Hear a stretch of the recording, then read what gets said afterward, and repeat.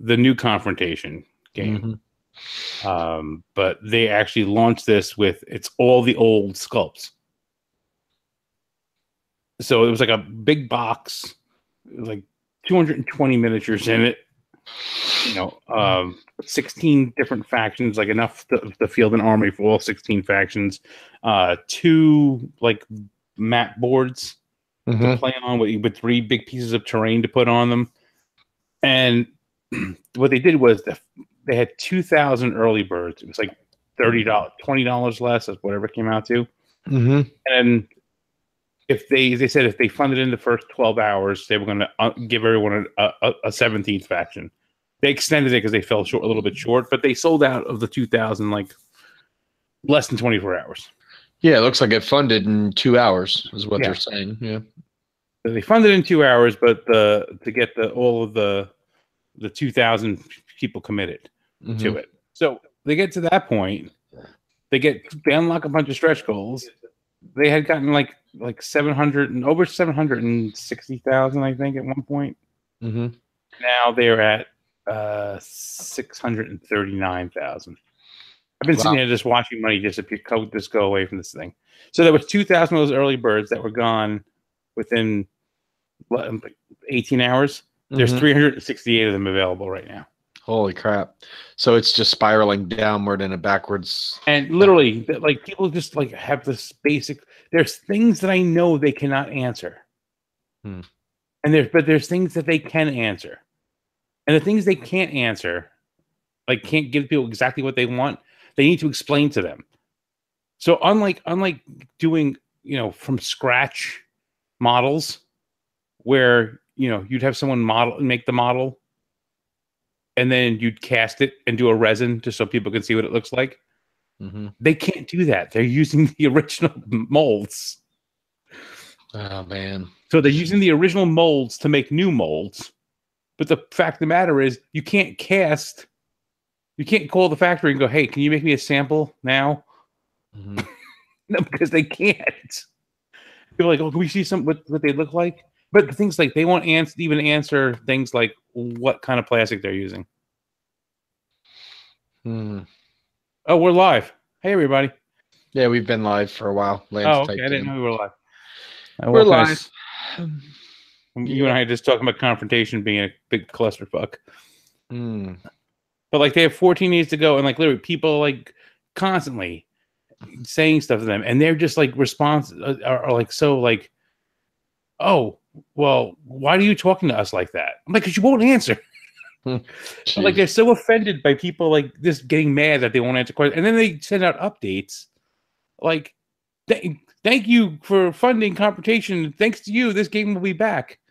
Like nothing addressing any question that anybody asked. It kind of almost feels, we were talking about it, me and my friend Paul, we were talking about the fact that it almost feels like they wrote all of the updates already, and they have them scheduled to release on certain days, and they're just putting them out. No.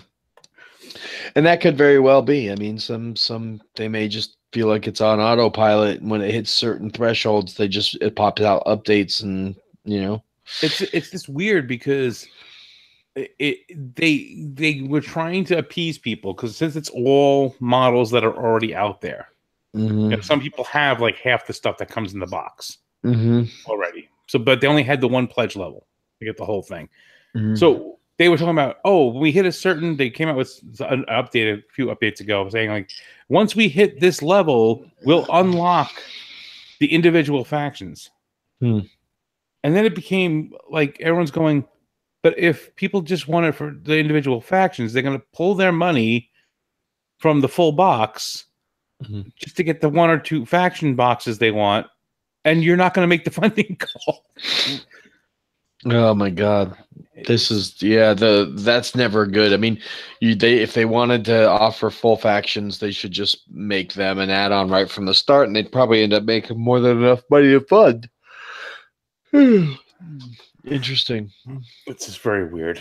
And like I had even when the people started like getting the torches and pitchforks, even before they started hemorrhaging this funding money, I reached out to them and said, hey, me and my co-host both backed on day one. We've been talking about it for a while. You know, I can see that, people are asking things, and I said, if you would like, I will volunteer to help you get this back on track.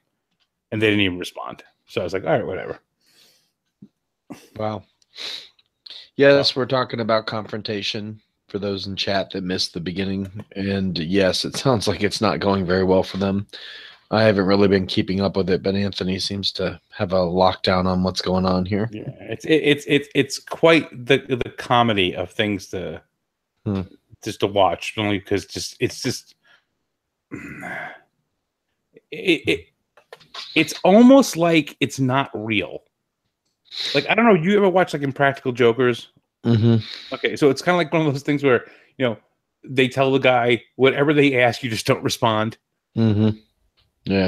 And it's just like that. People are talking about stuff and they just don't address it, or they get offended and they talk to people. And it's like, I was saying to Paul, I said, oh my God, they are being so French.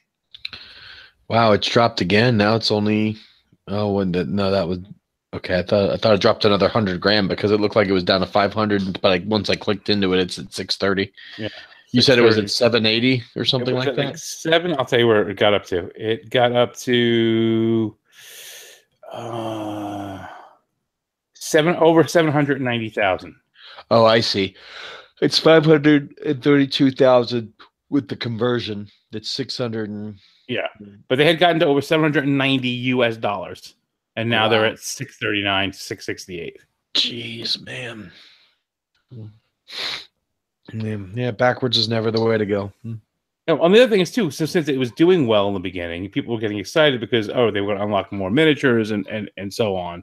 And now to even get it back up to that point, to even unlock anything else, like obviously they're not going to relock the ones that have now backed on, flipped back, and no one like went in and like pledged $100,000 to unlock them. It was organic. But now it's up to a point where it's like, yeah, if they give people answers and people start backing again, it doesn't have enough time to get that momentum to get anything else than what's already been unlocked. Which is still a lot of stuff. Don't get me wrong. Like we figured it out. Like right now with everything that's unlocked, if on the early bird that I got in on, it's like $1.73 per miniature. That's pretty good for that quality of mini. Yeah. So anyway, what's up, Forrest? Not much. How's it going? It is going. Have you seen Infinity War, Forrest? I have. Okay, good. So have I. We don't have to scare you off. Did Lance see it? I'm sure he did. Yeah, he did. Yeah, he did. I think he posted on Facebook that he had seen it. Oh, yeah, he did. He posted a thing about the if it's better if you had read Infinity Gauntlet and Infinity Wars. Yes, because a lot of people that didn't read the source material were very upset with the ending of this movie. Wait, a lot of people that didn't read it? Like they were hoping it would be just a happy tra-la-la ending? Well, I mean, it's a 2-part movie, so I don't know if everyone expected it to be a tra-la-la right now because we're at the midpoint in the story. But I think people who read the original understand that bad stuff happens before things get good again. But people who are just watching the movie freaked the hell out when they saw the end of this. And I don't know how deep we're getting into spoilers. I'll wait till Lance gets on to clarify. But I'm not going to go super crazy, but yeah, there were multiple kids crying in the theater I was at. Oh, my daughter was devastated for days.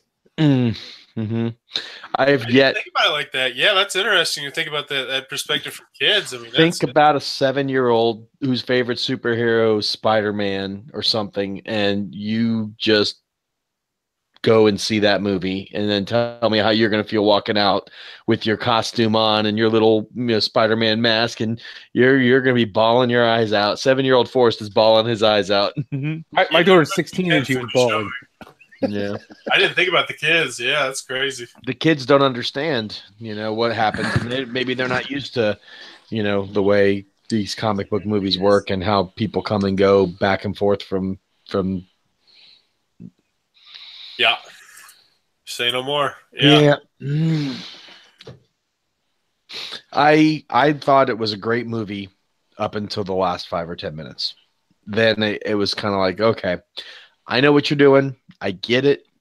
I think I would have, if it was me, I had to cut the movie about 10 minutes short and then started the next movie with that, so that at least it would have been a deal with that, the ups and downs, and then at least have a conclusion to it in the same picture. No, they had Empire Strikes Back it. That was extreme, though. Yeah, I mean, yeah, Empire Strikes Back at sure 2 or 3 people. I think the count's up to 15 now. That's not Empire Strikes Back. No, it's billions, right? Well, if you count all the ones off screen, we're getting super close to spoilers right now. We should chill out. Anyway, I mean, it's, you know what? It's all in the comic lore, so. Yeah, it's true. They are sticking very close to the comic lore, so it's really not spoilers at this point because it's material that's out there. Did you stumble into the Blair Witch Project's lair there, Keith? No, he's playing God of War. I'm not in my game room, so I'm just on my iPad. He's in his crawl space. He's in the crawl space. Yep. He's sneaking some boom in. I don't have a crawl space. I just got the basement. You know what this is like, Keith? Was that movie with Kiefer Sutherland when he's locked in the coffin? Oh, I have no idea. It's an old movie, and like he just turned he has a lighter, and that's like every scene is like this. Are you talking? Is that a remake? Because I know Ryan Reynolds was in one. Yeah, I think Kiefer Sutherland was in the original one, like in the early '80s. Huh, I didn't know that was a remake or something close to it. Why am I thinking it's Kiefer Sutherland? But he's like locked in a casket. Let's just face it. There's not. And, what the? I was watching something on my phone when I went to go. But yeah, it's like all you see is like the lighter comes up. Keith, if you're okay, knock once. You need us to call the authorities. Yeah, if you're in the back of a trunk somewhere, let us know and we'll call. I'm okay. It's like a Grindhouse movie. It's okay. I'm waiting to hear banjo music in the background. All of a sudden, Keith's like, shh, he's coming. He's coming. So I've got a question for you, Pete. How does the CMON Expo work? I've always wondered about that. Is that like open to the public, or is that invite only, or is that? It is open to the public. There's a limited amount of tickets. We keep it small for that reason. It's usually around no more than 500 or 600 people total. We bring in select retailers for a business-to-business section of the show where we show them some stuff ahead of time. We have the public access to our design team, and there's demos of games that are brand new and not to be released yet. So they get a chance. People at the expo get a chance to play our Gen Con stuff basically prior to Gen Con. In a very small, intimate setting. We've got some tournaments and events running. We do some of our painting competitions there. It's basically just like a 3-day, event that gives the fans more access than they would normally get anywhere else, and in a much smaller environment. So you're not there are no lines or anything like that. So, and the goodie bag is worth twice as much as the ticket. I've always wanted to know. The goodie Atlanta, right? The goodie bag is generally $300 or $400 worth of stuff, and the tickets is only like $50 or $75 for the weekend. It's not even that much. Yeah, it's crazy. It's a full 3-day pass is $35. Oh, yeah. Wow. Yeah. That's cheaper than my local con. What the hell? Like I said, it's a small, intimate thing. We do this every year. It's local to us. We just kind of throw it for the local fans and the people willing to travel. Like I said, they'll get to meet, we'll have Eric Lang there. We have some of our Brazilian design team there. Some of the, most of the CMON staff, I think like 80% of the company will be at this show. So they'll get to really meet just about anybody, to the exception of a few people that are in some of our further offices away. So it's a nice little show. Like I said, it's just like a basically fan service. We give the fans access to stuff that they wouldn't normally get access to without having to wait in long lines at Gen Con. So, the one thing that's wrong with it though? It's on Mother's Day weekend. Well, that's been the last couple years. Has been like that. It's not fun. My brother lives right near where the expo is. I could stay with him, but It's Mother's Day weekend. I know. Every year I'm driving home right after the show and tear down to get home so I can be home for at least a few hours to see my wife and then go see my mom on my way home. It is what it is. In order to get the venue we wanted, it's the only weekend because we have to do it in between our show schedules too, which doesn't leave us a lot of options. So we're hoping that it won't fall on Mother's Day weekend in future years, but the last 3 have been on Mother's Day weekend, which has been a pain. Before that, it used to be a couple weeks earlier, but as more and more conventions pop up, it makes the windows tighter to try to fit this in. So,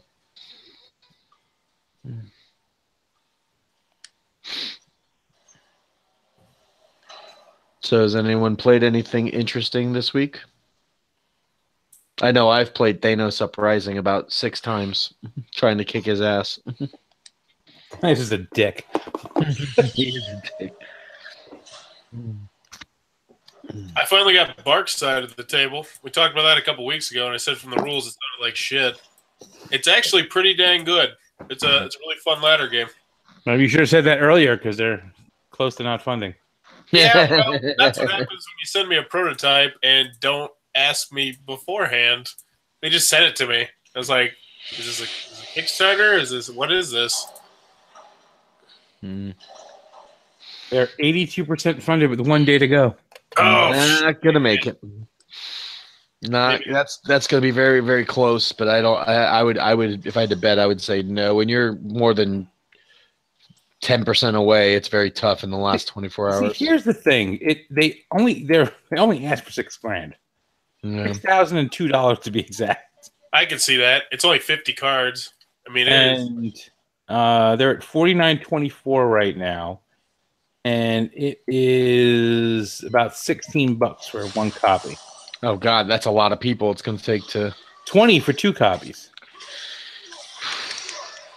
Yeah, it's going to be tough for them to make it at that. I mean, you're talking about a lot of pledges in order to even get close.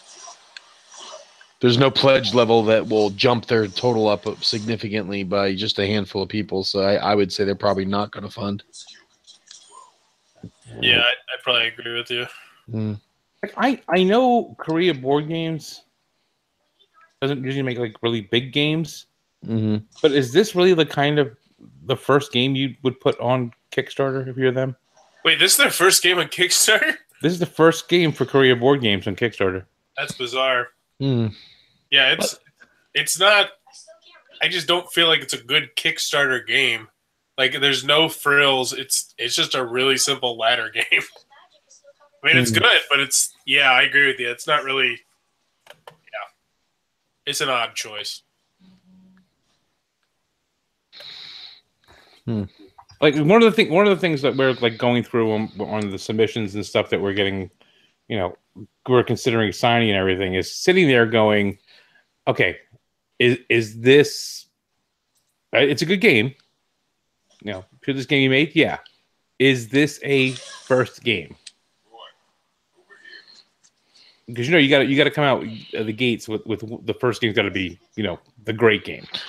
Yeah, I mean, a lot can be said about your first game. I think Colossal Games did a great job with their first game out of the gate being Western Legends. I mean, I think they came out swinging, and I think the thing is too that Travis and the folks at Colossal had a lot of those games at the same time, and they sat there and went, okay, which game did we pick?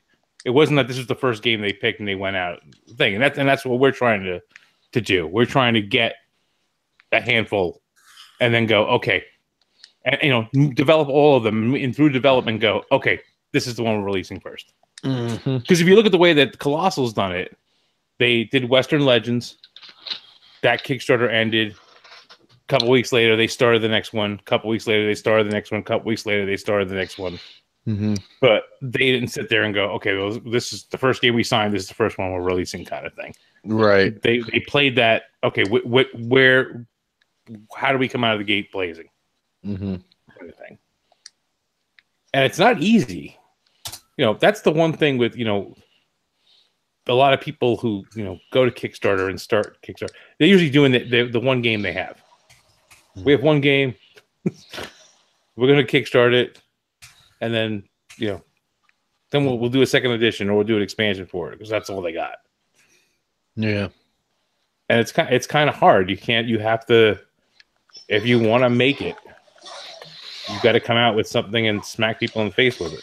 Well, these days it's harder and harder to do that. There's just so much stuff coming out that even a good game gets lost in the traffic. And nowadays it's hard. You either have to have, thousands of dollars of marketing budget to keep something relevant, or it's going to be a flash and then people are looking to the next thing. It's just, the market is just saturated at this point, and it's getting to a point where even good games that normally would be possible evergreens are just going to fade away in a year or two, and the evergreens are going to get rarer and rarer. It's going to only be the big titles from big publishers that have a ton of backing behind it that are going to have any legs anymore. Well, thanks, Pete. Thanks, Pete, and your company for ruining my dream. It's not even us, man. I mean, I tell you, it goes bigger than us. It's going to be tough for even us to be able to stay relevant. It's hard these days. I mean, we have a lot of games that came out last year and even earlier this year that in 6 to 8 months won't be relevant anymore. It's just it's the way the market is right now. Just there's so, I mean, even with all the influx of new blood in the board gaming industry and people joining into the hobby, it's just, I keep seeing really solid games that just are hard to find, or a lot of people don't have them. It's just weird.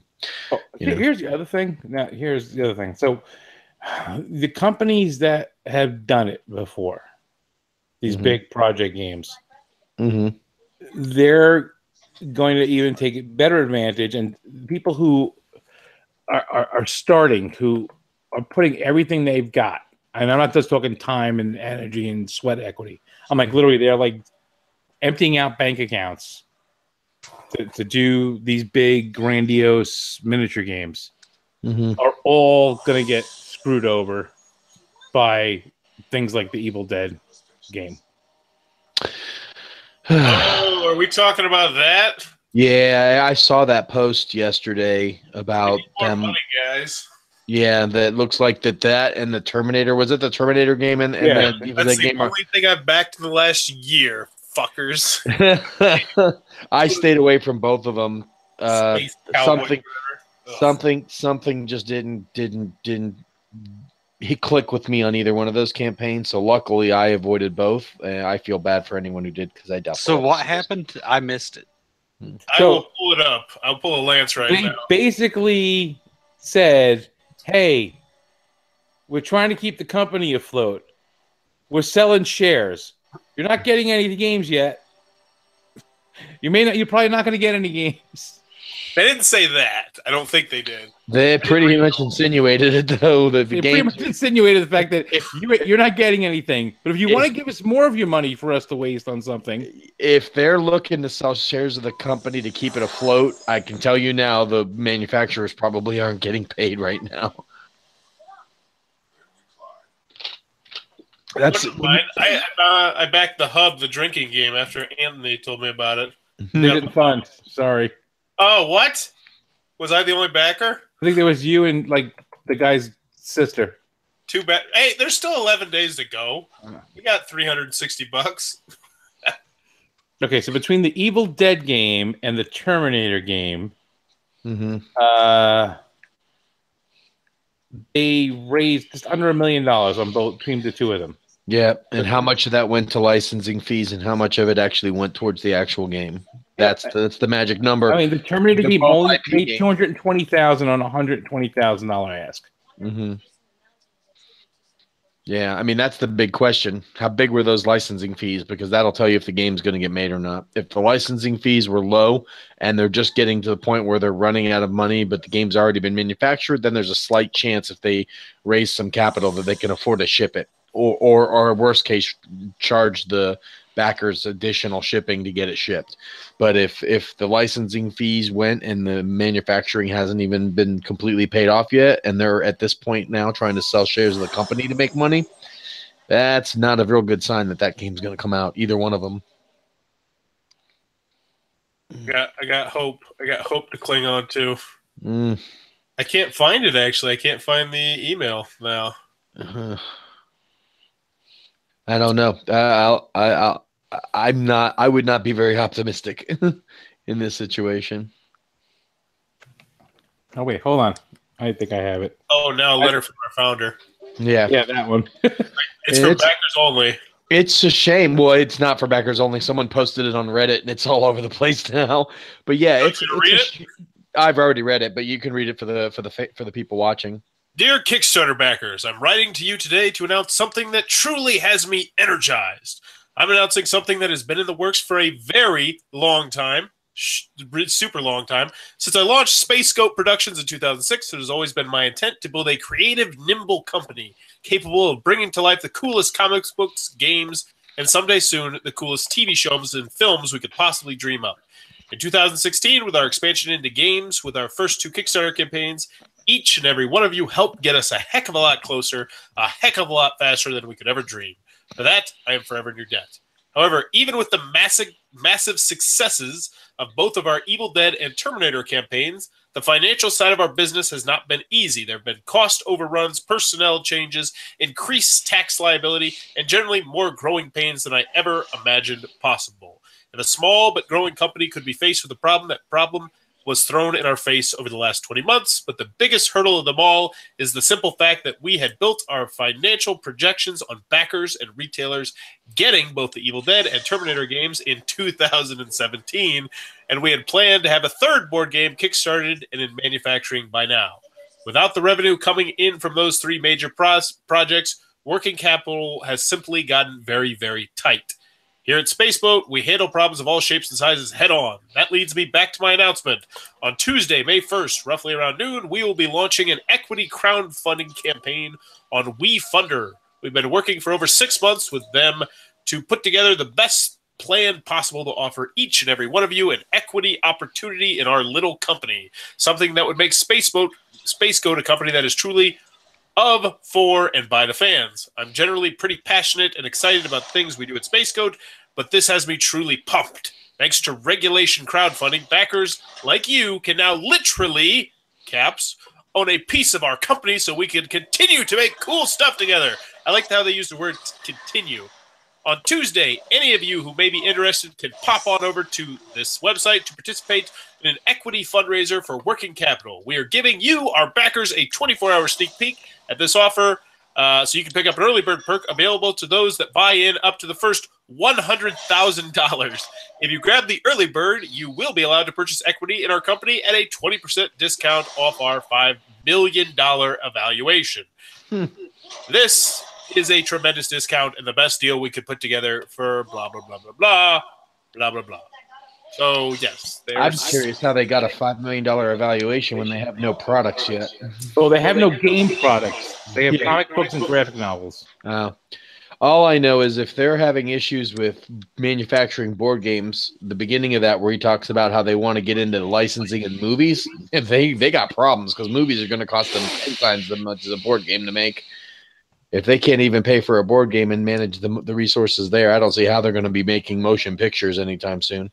Ooh, we got some comments, some good ones. Eric the Big E said, seriously? Which 7 people liked this update? Rich Lonely Tree said, shitty game producers backed Hellboy with our monies. Wow. They backed Hellboy? You got some balls, though. I'll give you that. Hasta la vista, money. I like Hasta la vista money. That's pretty awesome. Yeah, that's. If you go to their website, you can pre-order the Evil Dead game.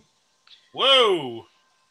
Of course, they you better hope for a lot of pre-orders. That's the only way they're going to get the money to fund it. I don't think that many people do that. Can you see the site and see how many people are backing them for equity in the company? I could go check it out. That would be very interesting. Yeah, see if it shows how many people have actually backed it, because that'll tell you right there. If it's sitting at like $6 or $7 grand, then I hope it's $16. I hope that's what it is. It's at $16. No. I hope that's it. I hope it's $16.43. I hope that's what it's at. $7. The 7 people who liked it each got it for $1. Why does it send me to a? What the hell? WeFunder. I've never even heard of WeFunder. I don't. I even have know. not either. See, and I think Lance would be good to talk about this because I know that TMG did it a while back. They used WeFunder? No, but they sold off stakes in the company, didn't they? I don't know. They did. But they didn't do it because they royally screwed up. Different scenario. It does not show how much has, which is probably. Oh wait, no. They have raised $95,000 from 19 plus investors. What does that mean? 19 plus? Is that 21? Wow. 12, 15? I'm surprised to see that they've gotten that much money.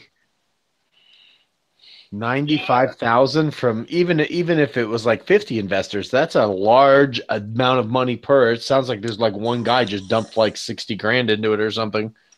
It very well may have been somebody who is inside the company. Yeah, trying to. So $95,000 in roughly a day and a half.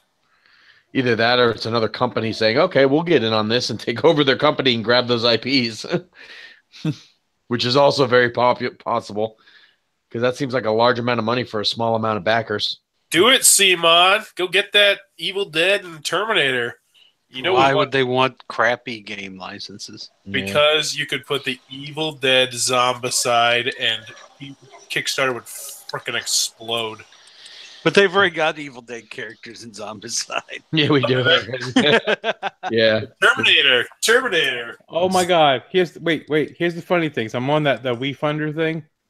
We bring fan favorites to market through Kickstarter. Evil Dead, Terminator, and then below it has the Howling board game is 90% factory ready and prepped to crowdfund today. Join the Facebook group. The graphic novel is in shops now. Wow. I know how to pick them. This is the only Kickstarter that I've successfully backed in a year, and this. All right, hold on. I'm going to back this guy for $5 because this guy's got balls. Oh, okay. The rest, they got the whole team listed here. Let's see. Sean Burry. It looks like someone said in chat that it was at $6,000 a few hours ago, which means someone just dumped like 90 grand into this like in the last couple hours. Oh. Yeah, Jason saying that it was at $6 grand a few hours ago. So I'm betting one person came in with like a big chunk of money and said, I'll take a chance on being the president of this company. Oh, wait. Hold on. They have the investors. It has the list of investors. They have the 19 people's names here. But it doesn't show how much they backed for? No. One of them is a treasure hunter. 4, 5, 6. Treasure hunter, gamer, Lego fan, business owner.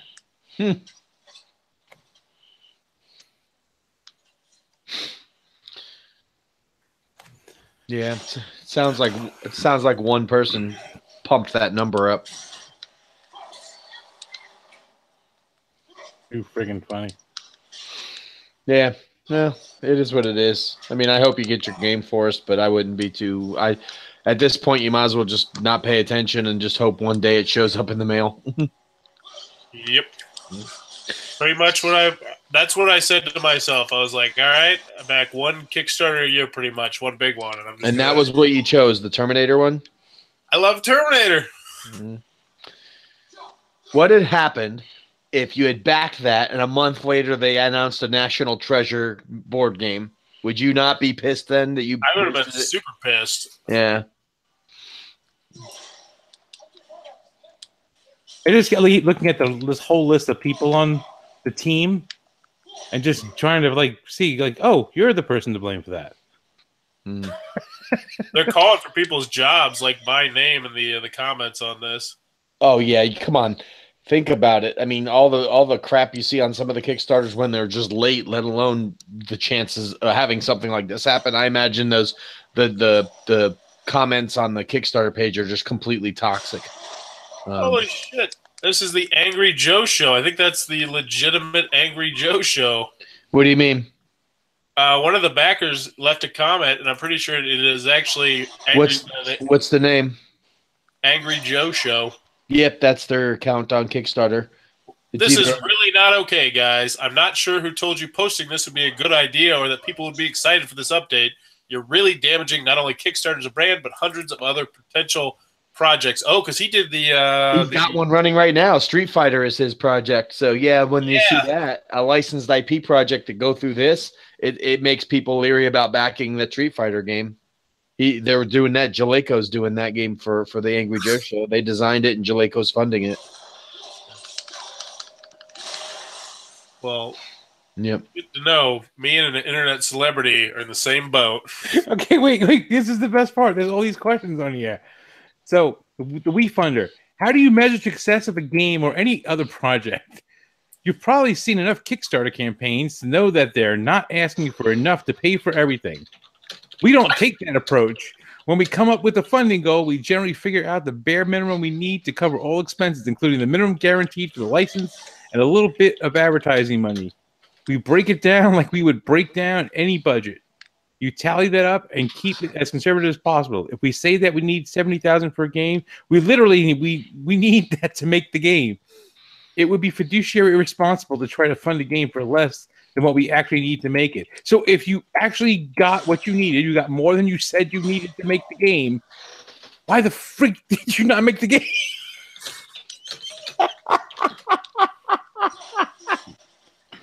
Oh my God, yeah. Oh my God, this is good. Listen and understand, Sean, the president of the company, is out there.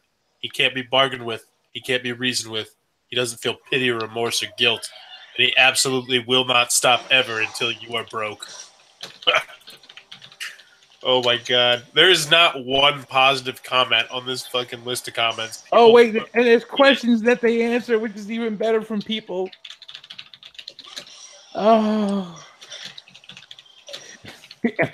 You say that if you reach the minimum amount, $250,000, 50% will go to manufacturing and shipping to backers.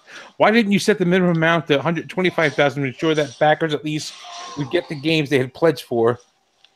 The most direct answer is simply that we would like working capital beyond our immediate Kickstarter needs to operate our organization and produce more books and games. You can see a percentage breakdown of what we intend to spend depending on funding level in our disclosures. My God. Oh my gosh. They're just getting roasted. Every comment, there's just not a positive one.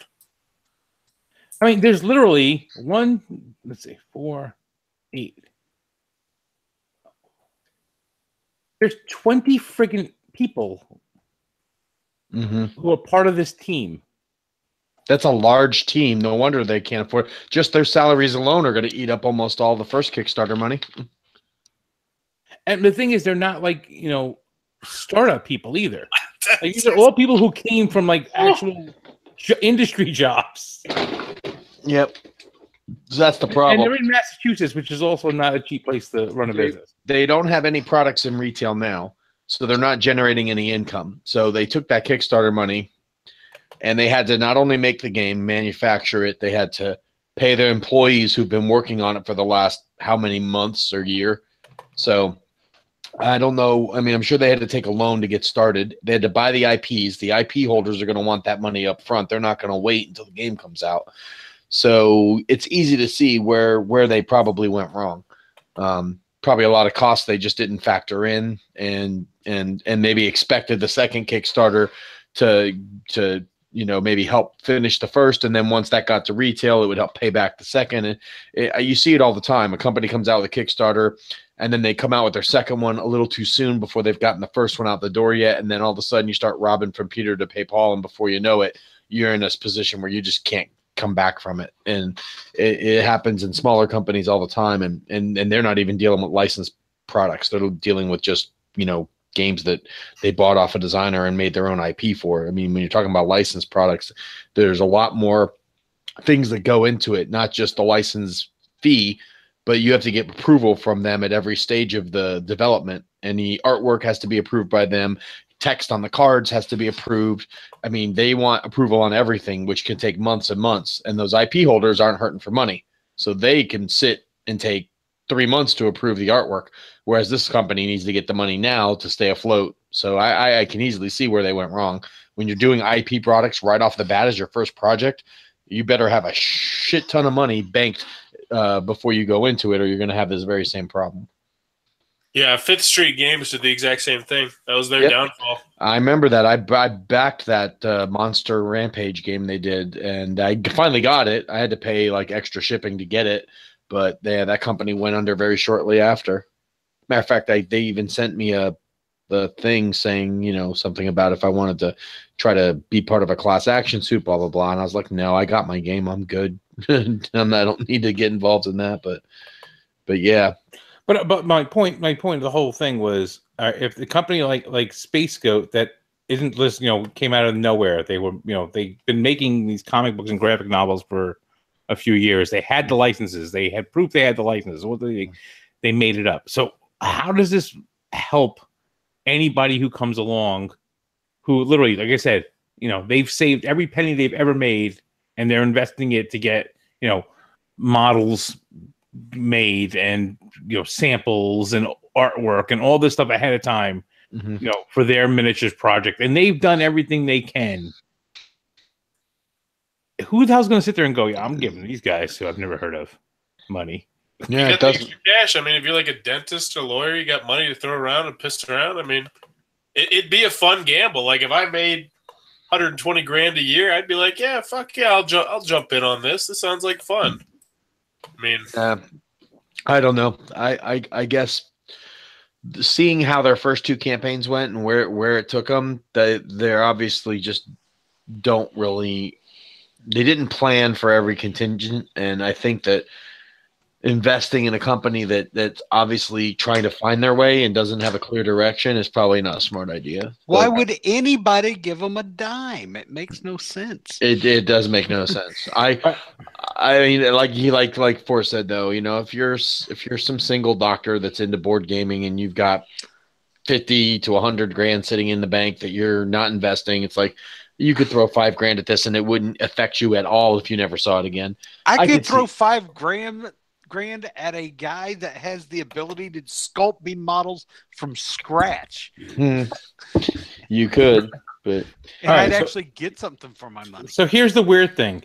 If you go into the thing, you see the fact that you have that it says it's 95,000, but on the front, before you go into it, it says they've raised $5,102 from 19 investors.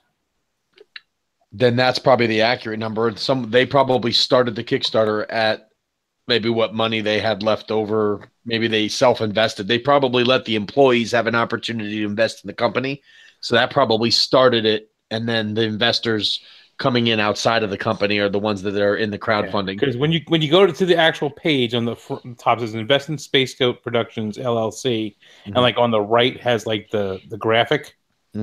And it says 19 investors, $5,102. Yep. So they've only raised $5,000. So what probably happened is the president or the original owner of the company probably dumped a bunch of money in to make sure he didn't get bought out by somebody else. So he bought the majority of the shares so that he could be a majority shareholder. I'm sure that's probably what it is.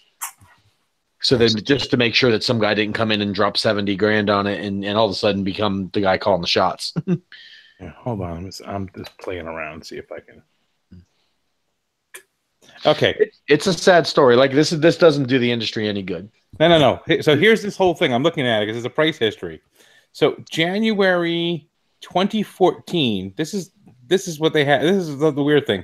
It's that 95,102 amount. So it says January 2014, $40,000 loan. $10,000 January 2015. Priced round, it says January 2016, 10,000 price round. January 2017, 30,000 price round. In progress, 5,102. So this is money they had borrowed from somewhere else that they're counting in this 95. Yeah, which means it's going to be money that's going to come right back out to pay back those investors or those loans. So it's not even a true $95,000 capital because that's all loans that have to be paid back off. So, yeah, like I said, it sounds fishy to me at that point, and I wouldn't I probably wouldn't. I wouldn't even on a whim with disposable income probably throw money at that. It's $100 minimum investment. Yeah. Right, Yeah. Not looking good either way, and it's a shame. Like I said, this doesn't do the industry any good.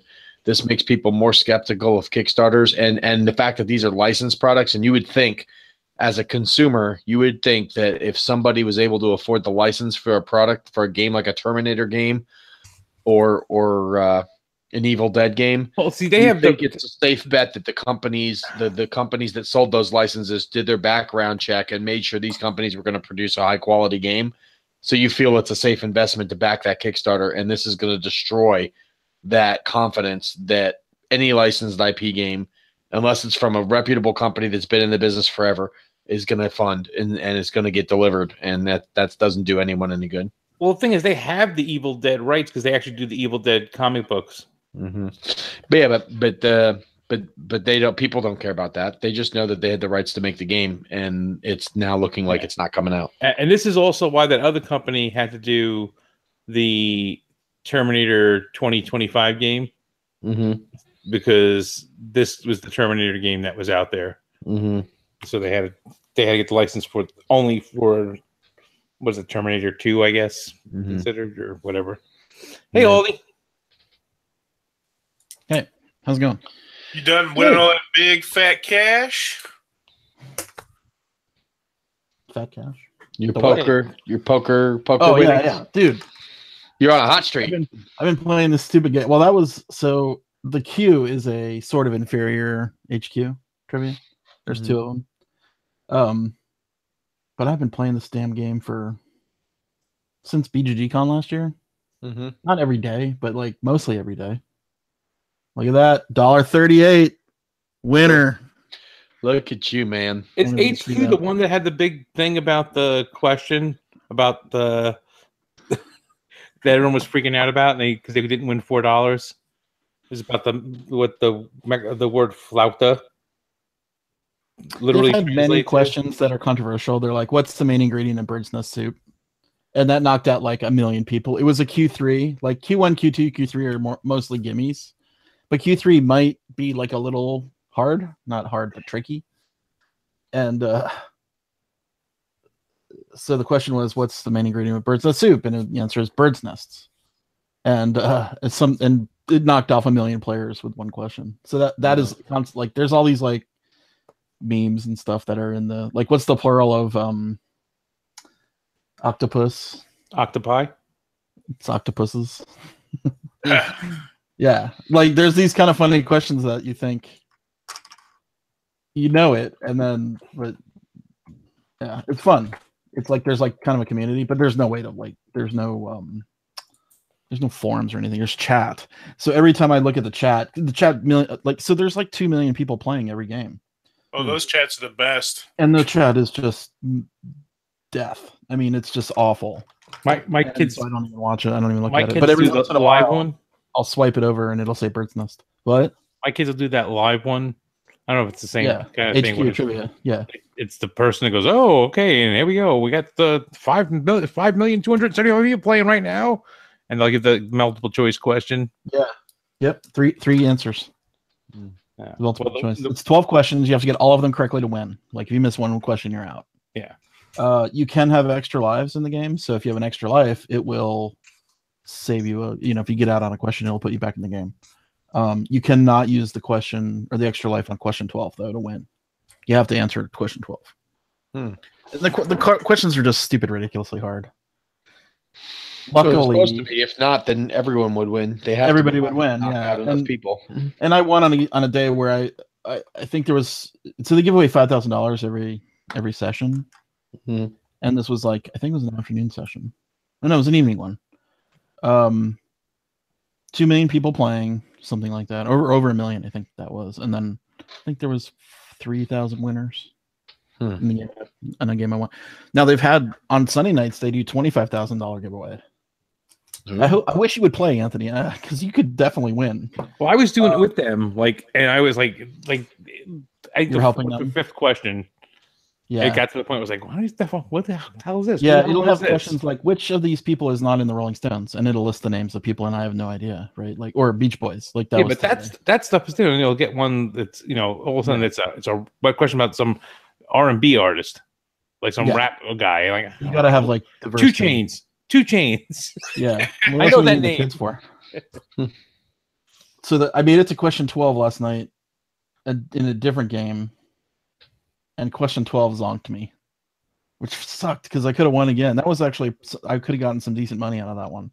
But it was like, which of these makeups is not in the toxic? Oh, I don't know. What's the name of that makeup that it's all like apocalyptic names? I can't remember the name. I'm like, not a big it'll be connoisseur. like platinum trash, or it'll be like jet black smoke, and they have like all these kind of weird like urban names. It's a makeup brand. Chat will know. Jet. Can answer things like what kind of. Turn that off. Nope, I'm thinking you're the only one here that knows about makeup. You have something you want to tell us, Aldi? Well, I just guessed and I didn't get it right, so I had a 1 in 3 chance of winning again. Oh wow. Yeah. So now that we've got more people here, does anyone want to talk a little Infinity War? Oh no, I haven't seen it yet. Oh, you haven't seen it? On Friday. I can step out though. Like no, it's fine. So I have avoided 100%. We'll wait another week. Probably is better for not spoiling it for other people anyway. We did a little talk earlier, but I wanted to go so bad this weekend. I just could not. Very disappointing, man. Very disappointing. Scott. Yeah. He's not Scott. mad. He's just disappointed. Scott. Yeah.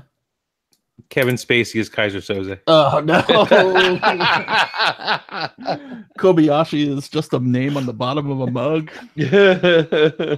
Oh no, we'll just wait. We'll wait for another week. Maybe we'll wait for two more weeks and give it. I think I've stayed out of every spoiler.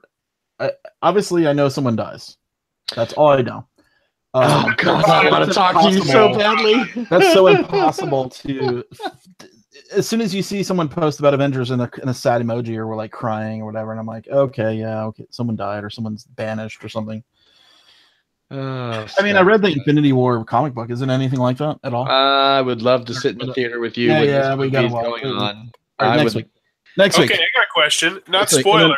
But I think that was my favorite Stan Lee cameo out of all the movies. Oh, yes. I agree. It was pretty freaking funny. Yeah. What's that? No, that's the Infinity Tony War Stank one is pretty funny too. Yeah, that was good with the original. This is Infinity War, but it's not the Gauntlet. Where's the Gauntlet one? Infinity Gauntlet.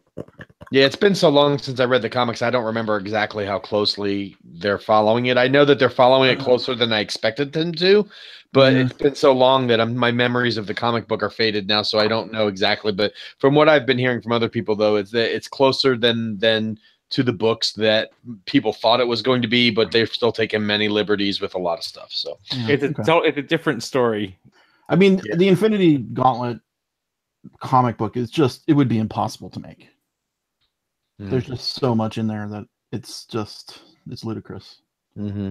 I mean, I'm amazed that they're pulling off what they remember. From everything I've heard, though, it's 10 years well spent to build all the characters.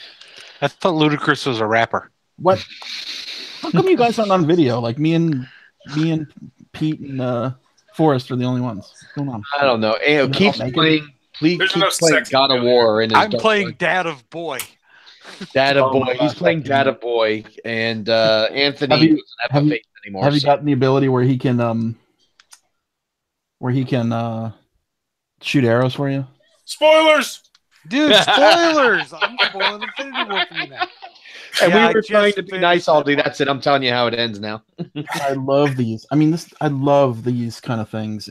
Aldi, there's one bonus scene. That's the only thing I'll spoil. Yeah, that's everybody saying you got to stay around to the bonus scene. Yeah, and I love that kind of stuff. It's the end. It's after the credits. Yeah, they don't do like the 2 and 3 ones like some of the previous movies did. It's just one at the end. Yeah. So go pee right after the movie's over, and by the time you get back, you'll be in time for Maybe I'll be back. Yeah, you know what? I always watch all the credits anyway. Yeah, I do. I'm a freak. Like I always watch credits no matter what. Really? Every movie? Yeah. Even ones that don't generally do spoilers. So here's the thing. Like the most interesting stuff is at the very end of the credits. I don't know if you guys realize.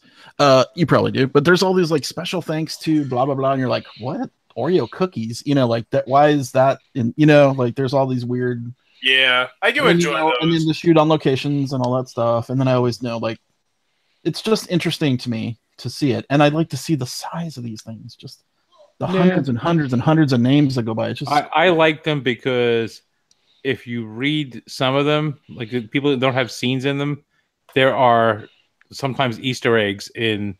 There could be, in credits. Yeah, I guess usually by the time I've spent 2.5 hours or 2 hours watching a movie, if I know there's no end scene credits, it's like, I'm going to take a whiz and then I'm going to get out of there, get out and get home. So, like, I don't know what movie it is, and like during the credits and they roll by and they, you get past like head cameraman and all that, and you get like the minuscule jobs. The one movie literally says. That kid named Andy. Yeah. And that kid named Andy. And then it goes, wait, I think his name is Mike. Yeah. And that's in the credits. And it's the funniest thing when you catch stuff like that. There's some comedy movies I've stayed to watch the credits just because they're going to do some funny stuff during it. Like any Will Ferrell movie, there'll be like scenes where he'll pop back in the credits and say stuff. Or like there was one movie I remember he's like pointing at the people's names as they scroll down and talking about them, even though he's just making shit up. I forget what movie that was, but if I think there's something fun to watch, but just to watch this credits, for the credits' sake, nah, that doesn't. I know honestly, those people worked hard and they want their due credit. I like that. Almost the only reason I do it is because those very, very last few credits. I just want to see that. I like that, and anything that has a lot of like CGI animation stuff. Yeah, and they list all the animators, and they're all Asian names, except for that one guy, Mike Jones. Kabuki's got it right. The Cannonball Run credits were some of the best credits where there's something running. Burt Reynolds and Dom DeLuise made those credits hilarious. I'm gonna take these bleeds. I'm gonna take these bleeds and shove them up. These bleeds. That's what I'd love to see. I know that I know a remake would do the originals justice, but yeah, I'd love to see something like a Cannonball Run again. They're making a remake. Are they? If they can pull it off, it just was so wacky. The wackiness of everything. The chemistry of the actors back then, which was like late 70s, early 80s, were so good. I can't imagine that no matter who they pull in modern day, unless they bring back some of the actors that are still alive, it was so well done. Like it was the perfect mixture of of actor chemistry for them. All the teams, it just played so well together. I would love to see it if they do it right. Mm-hmm. Was it non-PC? Did it have like racism and sexism? Oh well, it was made back in a time where it was more loose. I mean, compared to today's standards, I don't think they did it to be malicious. I think it was just they were doing jokes from the time. Smoking the Bandit. I mean, that's like same kind of shit. Yeah, I don't know that it was very I think watching it today, I don't think you would be feeling uncomfortable watching it, but there were definitely probably words or things said that jokes that maybe insinuated, because I mean back then they didn't mind calling Italians wops or Yeah, I mean it's just current with its time, but I remember seeing one of the Cannonball Run movies not less than 5 or 6 years ago, and I don't remember having any scenes where I'm like, oh wow, I mean it's more sexist than anything else, with the way they treated the girls in the Lamborghini and stuff. I mean it was more about sexism than that's probably the worst offense on those movies. Most of it was lighthearted fun, and they didn't really poke too much fun at religion or race. But wasn't Sammy Davis Jr. wasn't he like a priest? He and Dean Martin dressed as priests. Yeah, him and Dean Martin dressed up as fathers. That's funny. Yeah. There was some good stuff. I liked those movies a lot, and I wish I still had I wish I had them on Blu-ray. I got it actually. I can't remember. Funny stuff, man. I digitized my entire DVD collection a long time ago. Oh, nice. I wish I had done that before I got rid of them all. I had all those movies. Oh, yeah. No, good. It's nice to have the movies. I mean, not that I watch them, but they're there. So, Aldi, do you know if the BGG store is going to get any of the Thanos Rising promos? I heard that USAopoly held back all of the promos for the game because they were spoilers for the movie, and now they're like impossible to find. I heard like my store didn't even get any, so I'm trying to hunt them down. Do you know if you guys are going to get any of those? I haven't heard, but I can ask. Yeah. Apparently the Thanos Rising game, like they've got like the first set of promos just came out, and well, I won't say actually. I'm not going to say because you haven't seen the movie yet, but the some of the cards in the promo packs actually spoil stuff in the movies that not big spoilers, but enough. That's why they did it as a promo instead of putting it in the game. Yes, and they did it purposely because the game came out like a month and a half for the movie, and they didn't want that stuff leaking and making people have an idea of stuff that was coming. So, yeah.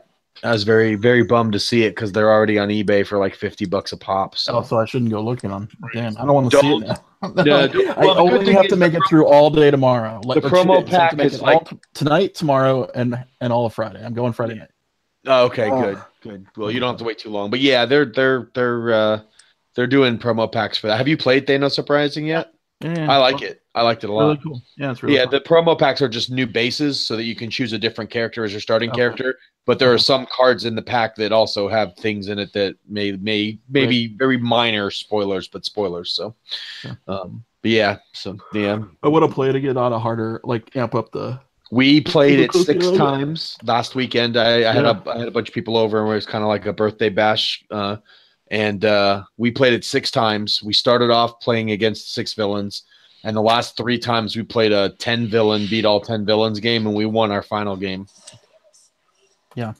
It's tough. But it was a lot of fun. I think it suggests to like start the Infinity Gauntlet like a little, like one step on each. Like you take away 1 cube or put 1 cube on and off. Yeah, we played a few things wrong. The first like 2 games we kind of were learning, so we messed up a few things. Like we didn't realize you could play your bonus tokens on other people during their turn. We thought you had only use them on your own. Fun. Yeah, it does make the game a lot more fun. It makes it co-op at that point. Like otherwise, you're just taking your turn and doing nothing. Exactly, and then we didn't also realize that the abilities on the characters could only be used once during your turn. So we abused a few of the abilities where someone was dropping dice on there to keep healing people and stuff. But when we finally got to the last like 3 games out of the 6, the first 3 were kind of fudging through it, and we got our butts kicked even with the cheating. The last 3 games we played it straight up, and it was brutal. 4 players tough. 2 players seemed very easy. I played it with my friend after we'd played those games, and we played 2-player, and we breezed through it pretty quickly. But the 4-player game is brutal. It's brutal because you're splitting all the characters up, so no one's building a big dice pool. So you really have to work together to focus on one person going after villains while the other person's trying to recruit heroes to help and assist and support. It was a lot of fun though. I'll tell you, they got a good thing going. If they put some expansion, I like the part in the game where when you get attacked, like Thanos attacks your entire team. Yes, and everyone's taking damage. Heavy damage, right? It's not like little like 1Z, 2Z. It's like, oh, everybody takes a damage. Oh, and all the red ones take 2 damage, or whatever. All the different villain abilities go off. I think what I really liked was the fact that there were so many ways to lose, but only one way to win. Yeah. Only way to win is to beat the number of villains you need, but you can lose by either one person's heroes all dying, or by the Infinity Gems coming out, or by losing 10 heroes. And I like the fact that they made it multiple ways to lose.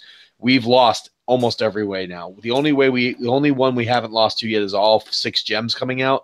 But we had 2 or 3 games where we were down to the last gem, and they needed just like the right die roll to lose, which I thought was really cool. So far, like I said, I've enjoyed it much more than I thought I was going to. And USAopoly, not that they don't make bad games, but they don't make the games you think are like, oh yeah, that's one of the greatest. But this is definitely. This is a good one, and I'm not used to Marvel games being good because most of them are mass market target type games, and this one is actually a gamer's game. It's like a little bit King of Tokyo, a little bit. I mean, it's got a lot of good mechanics, solid mechanics, and a theme that it really shines through. Yeah, the fact that they put every single character in there. Yes. Except for the one you mentioned. But I've already bought hero clicks for most of them, so I've got. So you can play with you just put the minis out. And stuff. I've got clicks for the 4 main heroes that are the 4 base leaders, and then I've also already bought a click for the hero that's the expansion hero that I'm not going to say, but it's so that I can replace the little cardboard chips with the actual miniature. Yeah, I really liked it. Mm-hmm. Well, it's not. I'm not even going to say, but it's not even a spoiler. It's yeah, but I know. But I'm not saying anything because I don't want to ruin Aldi's experience. Rosebuds the sled. It's Batman. They bought out the DCU. Spoiler. That's not even funny. Batman's gonna punch Thanos in the nuts. with the time stone. So even just to compare this to like DC, right? Oh God! Like No who was comparison. saying something I was reading was saying like the DC universe did not start small. It just started with like huge giant themes like Zod, right? The Superman stuff. Bring Zod in on the second episode, or Second movie, right? Really lame. Well, and don't forget the first movie. He like flies backwards around the Earth to reverse time. I mean, there were like big cataclysmic events right off the bat. I mean, it wasn't like a origin story and learning his way. He's like already Earth moving Superman in the first movie. So yeah, DC's always been on that. The first Wonder Woman movie was good. I liked it. It's the only one I haven't seen. I liked its small scale. It wasn't like probably the end it wasn't like the end of the world, or maybe it was. I can't quite remember the end of it. That probably tells you something. It wasn't as impactful as it should have been. I mean, other than Wonder Woman and the Nolan Batman movies, has DC really done anything? Suicide Squad was terrible. Justice League. It was disjointed as all get up, but I still haven't seen it. Have you guys watched I think we talked about this, the extended cut in a Batman versus Superman? No, I didn't watch the extended cut. That sort of makes the movie like it's not great or anything, but it's tolerable. Whereas like the first one is just, if you watch it with the cuts, it makes no sense. There's all kinds of things that don't make sense in that movie, and then you watch the extended version. I think it adds another hour. Oh my god, or half an hour. I can't remember exactly, but that makes it. The one thing I didn't like about can we spoil Justice League? That's the year and a half. I haven't seen it, but sure. Why not? Yeah, I haven't seen it either, but go ahead because I don't know if I will unless it's on Netflix one day. It's on. Yeah, it's coming to Netflix. The problem with the DCU is Superman. It's just that simple, and he ruins the entire movie because the first 2/3 of the movie is, oh my god, we're all gonna work together to beat this big bad guy. He's just big badass. He's kicking the crap out of everybody, and then Superman comes in for the last act, and he just kicks the shit out of him. It's like. Superman is he's too powerful. He ruins. Yeah, he's got a problem. He's a problematic. So he's kind of like the Eagles in Lord of the Rings. Why didn't they just fly Frodo to drop the ring off right off the bat instead of waiting to the last act to save him after he spent the last year and a half? They could have shot him down. Yeah. Yeah, but the thing is, the Superman movies, the original. Well, I won't say the original. The first two, right? Those are the good ones. The three has. The third was Richard Pryor. But they neutralized. Yeah. They neutralized Superman though right away. Like, there's kryptonite right away in the first one, and there's and he gives up his powers in the second. Right. Third one has that other weird kryptonite. Wasn't that was where it made him evil? That's where it splits him in half. It splits him in half. Yeah. Right. But those are fun, and it doesn't make him uber powerful. Right. And you have to do that in those movies, otherwise it's like this is dumb. Like with him and Zod punching each other for like 45 minutes in that movie, it was just it's dumb. Like, I think they're not going to die. I don't know why. I think it's a penis envy between Marvel and DC. I feel like DC makes their pet heroes so much more powerful than the Marvel heroes because they are trying to one up each other. But in essence, it actually hurts them because I feel like their biggest problem is that their heroes are on such a power scale that it's even more unbelievable than the situations they put them in. I feel like Marvel's got a lot more powerful heroes than DC. If you look at Thor and how Thor actually can perform, and you look at Odin and Silver Surfer and Franklin Richards and all these guys, I mean, you've got cosmic entities all over. Yeah, but I'm pretty sure. I mean, I'm not a huge DC fan, but I'm pretty sure in general the power scale on DC has always been bigger. More grandiose. Well, Batman always gets the shit kicked out of him. I mean, Batman. Superman can't even beat Doctor Strange because Superman's extremely vulnerable to magic. Yeah, mind control. All right, so you want to know what the best... Professor X is like the nerdiest Superman's ass in a half a second. All right, so of all the movies based on DC licenses, okay, here we'll go through the ones that we know don't really suck. See if they're really good. Don't suck. Constantine. Never saw. That was good. That was a good popcorn flick. I've not seen that one. Yeah. V for Vendetta. That's great. That's good. Mm-hmm. The Watchmen. I like Watchmen. I didn't care for it that much, but didn't suck. I just didn't like it. The Losers. Never seen that. That movie's really good. Wait, is that the one with Ben Affleck? No, The Losers is the one with Jeffrey Dean Morgan and Chris Evans. Mystery Man, that is the best. That movie's great. Mystery Man, I love Mystery Man. The Mystery Man's not one of them. No, I know, but is it a? It's a No. comic book. All right, so here are the other ones. This looks good. Red. Oh, I like that one. That one was actually decent. Red and Red 2 are actually pretty good. Haven't seen them. That was All right, Bruce I haven't Willis. seen Red 2. I liked Red. Here are the other two that you probably don't even think about. Road to Perdition. That's a DC property. That's a DC property. And a That's History of gangster movie, Violence. right? History of Violence is awesome. Yeah, that movie's fantastic. Those are both I didn't know that DC was a imprints. DC Graphic But those are novel. like, yeah. And other than that, unless it's animated, Steel. All the Superman sucked. Wait, the one with Shaq? All the new No, that was Superman great. sucked. I like the Christopher Reeves ones. The first Christopher Reeves flicks I the liked. first 2 or 3 or whatever. But yeah, the new four is Superman just movies, awful. But the new Superman movies, I agree, are not very good. Jonah Hex was horrible. Jonah Hex was not good. Green I agree with Lantern that. was horrible. Green Lantern was horrible. God. Catwoman was atrocious. Catwoman was probably one of the worst superhero movies That of all time. movie was so bad. But the Suicide Squad. Nolan franchise was fine. I liked The Dark Knight and I liked the Batman Begins. I thought the Batman movies were fine. I didn't have a problem with those, but I did not like Batman Superman. And I have not seen Justice League yet. And I haven't seen Wonder Woman yet, but I've been hearing so many good things about it that I probably Wonder will Woman like was it. great. Yeah. Yeah. I only didn't watch it because I just hated Batman vs Superman so much. I'm like, I'm done with DC movies. They're making a Shazam. I didn't watch Suicide Squad either. I've heard kind of mixed reviews on that one as well. I like that one a lot, actually. I'm really curious to see how Aquaman turns out. Isn't Aquaman coming out at Christmas time too? I think so. Like, That's I love the guy 2018. they got, the guy from Game of Thrones. Momoa? Yeah. I don't So think I'm he's a hoping good it turns out well. Yeah, I only Aquaman like it when comes he can't out speak end English. of this year, and then next year is Shazam, The Yeah. Kitchen, and Wonder Woman 2. What is the kitchen? The Kitchen? That's a Vertigo. They're throwing everything but the kitchen sink at the public and hope something else will be good. It's Vertigo, which is part of It's a property. I mean, I hope Road DC gets Tradition. good. Yeah. I would like DC to get good and have their universe reboot and kind of do things the way Marvel's doing it because it would give me more great movies to go see. But right now, their track record has been pretty horrible. Forget that. I want Disney to buy them out, and I want that crossover. Oh, you want the God. Amalgam universe like That would be insane. No, it wouldn't. That would be interesting, but no way it will ever happen. It would take like 15 years to fully culminate, but it would so be worth it. By the time they did it, all the Marvel actors of now would be too old to play the parts. It'd be a whole new cast, and who knows if it'd be any good or not. Do you guys remember the trailer for Green Lantern and how awesome it was? Like, it was pretty awesome. I don't remember the There's trailer. no- I just feel like remember I the saw movie the trailer being and there's like, it's like the best parts of the movie. really. I don't Yeah, even remember the trailer being good. The movie was so I bad. feel like I remember like, oh my god, this is gonna be great. And I then love their started watching it, and you're like, jokes about it. I love in the Deadpool movies how he takes stabs at the Green Lantern movies. In the first one, he took a couple stabs at the. I love that. I mean, I just love that.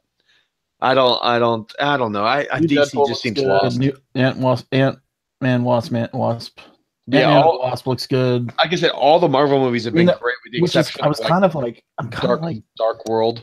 the only thing I don't like about them, and I rewatched Civil War last night. I love that movie. That's one of my favorites, actually. That's top 3 for It me. is good. It is good, but I just tire of this fight scenes. Like, I want more exposition. See, And I that's know why that's I like what a comic book movie is. It's all about the fighting, but I want Well, less of that. yeah. I mean, you're I want more not story. wrong. I want more story too because I read these. Go on, get through it. Anyone can do fight movies. I mean, what's good is them building the backstories. But Yeah, like I mean, I liked Black Panther, okay, but I was just like, all right, just get through the fighting quickly. Okay. Black Panther was a really good movie. I think the end fight was a little bit anticlimactic because everyone knew Black Panther was going to come out on top. You know, I mean, and the CG fight was There was no tension. Yeah, well, it was no tension there, but otherwise, I really liked it. But yeah, I don't want to say battle. I like the battle part. Yeah, like the war battle. if you thought the battle in what I'm sure. Oh my God, you're gonna love Infinity War. I'll say that. I'll say this much: the battle scenes, the major battle scenes, are so well done. Like, oh man. Can I spoil one more thing, minorly? Nah, let's not take any chances. No. It's minor. It's very minor. Okay. Nah. You've seen the trailers, right, for Infinity War? Yeah. All right. Don't believe the trailers. Okay. Mm. There's stuff in the trailers that is not in the movie. They did it on purpose. Rogue One was like that. Yeah. And they did it on purpose. Here's the thing, I like that because I hate watching they take trailers. some chopping block stuff and throw it in there so that you're looking for it the whole time and never see it. I saw that. I noticed that too. There was a couple scenes I remember. Trailers are a double-edged sword. It's like you see the trailer and you see someone doing something and then they haven't done it yet on screen and they're about to die and you think, well, they're not going to die because like they still have to walk down the stairs. And some people are, some people have said, oh, it's probably from part 2. And they're like, no, it's not. Did they film these two back to back? They filmed them. They thought it cost too much. No, they did. They filmed scenes from the second one in the first one. Things that take place in the same place. They filmed both old sets of scenes. Because the movie's coming out next year, so they have to either already be filming or have filmed some of it already, or else they'd never get this whole right. Anything that takes place in the same location, was filmed. Okay, all right. And since a lot of it's CG, I imagine they're just doing it's a lot of green screen stuff anyway, so they probably are already working, if not are starting soon on the next one. Because if you looked at we sat through the credits obviously, but you see all the locations right that they actually used. It's pretty intense. Yeah. So yep. All right, let's move away from Infinity War just so that we don't spoil anything for Aldi. I think Keith already stole something for me. So I was trying to figure out. I got my Uber Lego card. I got mine in the mail. The VIP card. Remember how they promised if you bought before Christmas or whatever, before the end of the year, they would give you a card, and then it takes like 5 months to get the damn thing. And what do you get with it? Wait, what is it? I'll show you. It's just a rewards card, right? Or did you get something different than what I got? I got a VIP card. Yeah, it's a VIP card. Let me pull it out. Basically, wait, is it for Uber or is it for Legos? I'm confused. It's Lego. It's an Uber Lego card meaning it's a really, really cool Lego card. It's just a VIP card that you use and you get rewards and you can get free stuff when you place orders. Oh, jeez. I have a $100 Amazon card in my wallet I didn't know. Is it embossed like Legos? I wish. That would have been really cool if it was, but no, it's just a regular old red card. Maybe like they send you like a little chip to add to it, the little piece to add on it every year. That would be awesome. Like that would be totally awesome. This is totally going to be. Is my video still going? Oh wait. Yeah, your video is good. Oh, okay, I'm looking at the wrong screen. I'm looking at the dun dun dun. Can you see it? There you go. I did not get that card. You know, obviously didn't spend as much as Scott did. Yeah, no, I know. Did you buy the Falcon? You bought the Falcon, right? No, I did not. That's the only way. Yeah, the only way you get this is the Falcon. Yeah, I just got the regular VIP card when I placed an order for the Garmadon Shark Lego set from the Lego. Sign it. Yeah, that's pretty cool. No, the Falcon was like $300, right? Yeah, I wish. Yeah. Oh, more than that. Yeah, I didn't buy it. Touch. It was too expensive. Yeah.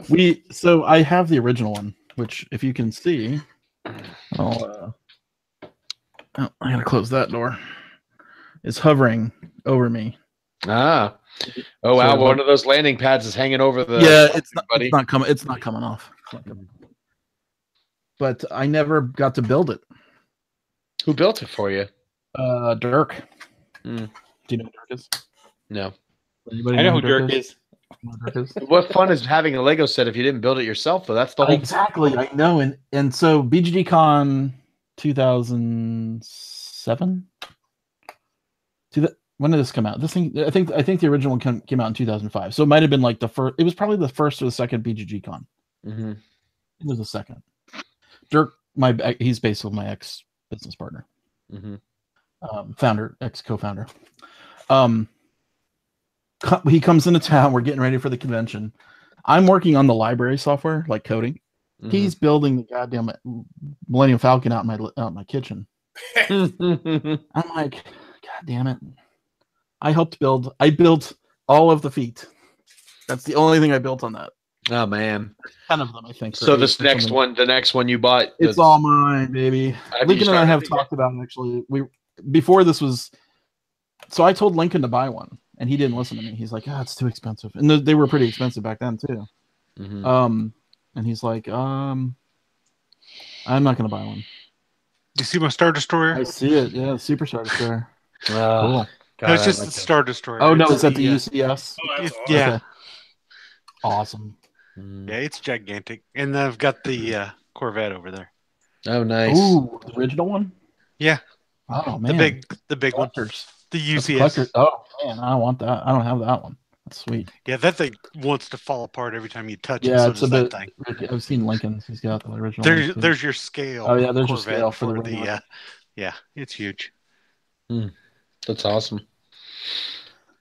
So, Dirk built my Millennium Falcon, and I coded the BGG library system for checking games out. Anyway, so Lincoln and I we're joking about I would have disassembled it taking and it rebuilt apart, but it would take like several days to disassemble. I don't care. No, I'm just saying, but I don't want to do that like by myself. Like Lincoln and I were talking about, like, okay, one year we're gonna disassemble it, and then maybe the next year we'll build it. But then the new one came out, and he kept like, we talked to a Lego guy at South by, and I said, is there any chance, like, this is one of the guys, right? Like, was super important, and gave me his business card. His business card is a minifig with his name on it, his phone number. Nice. Yeah. So we're like, is the Falcon ever going to come back out? And he goes, no. Just shaking his head, no. And so Lincoln has been holding out hope all these years, saving all of his points so that he could buy the Falcon. Hey, John Rott.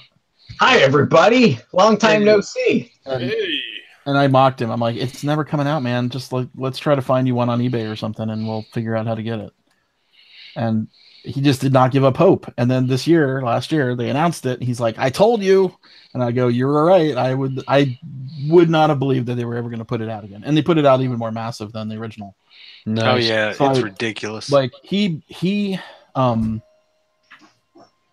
did a pre-order on it for VIPs, and it never came to America. Like I had set an alarm that night, every night for an hour, to check it every hour when the day it was supposed to come online. And every time I checked it, nothing was there.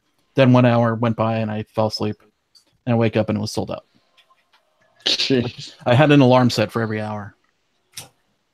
Anyway, another couple weeks go by, and Lego responds to the pissed off VIP customers. Nobody had a chance to buy the damn thing except for very few. Lincoln even went to the store in LA and waited in line, and he was fifth in line. They only had 4. And then the next day they had 5 more. Like, they got 5 more on the next day, and he didn't go because he thought, oh, that's all they're going to get. So at every turn, he's thwarted, right? So he's thinking, oh my God, I'm never going to get it, right? Because he's been waiting fucking 10 years, not 10 years, but like pretty close to 10 years for this thing.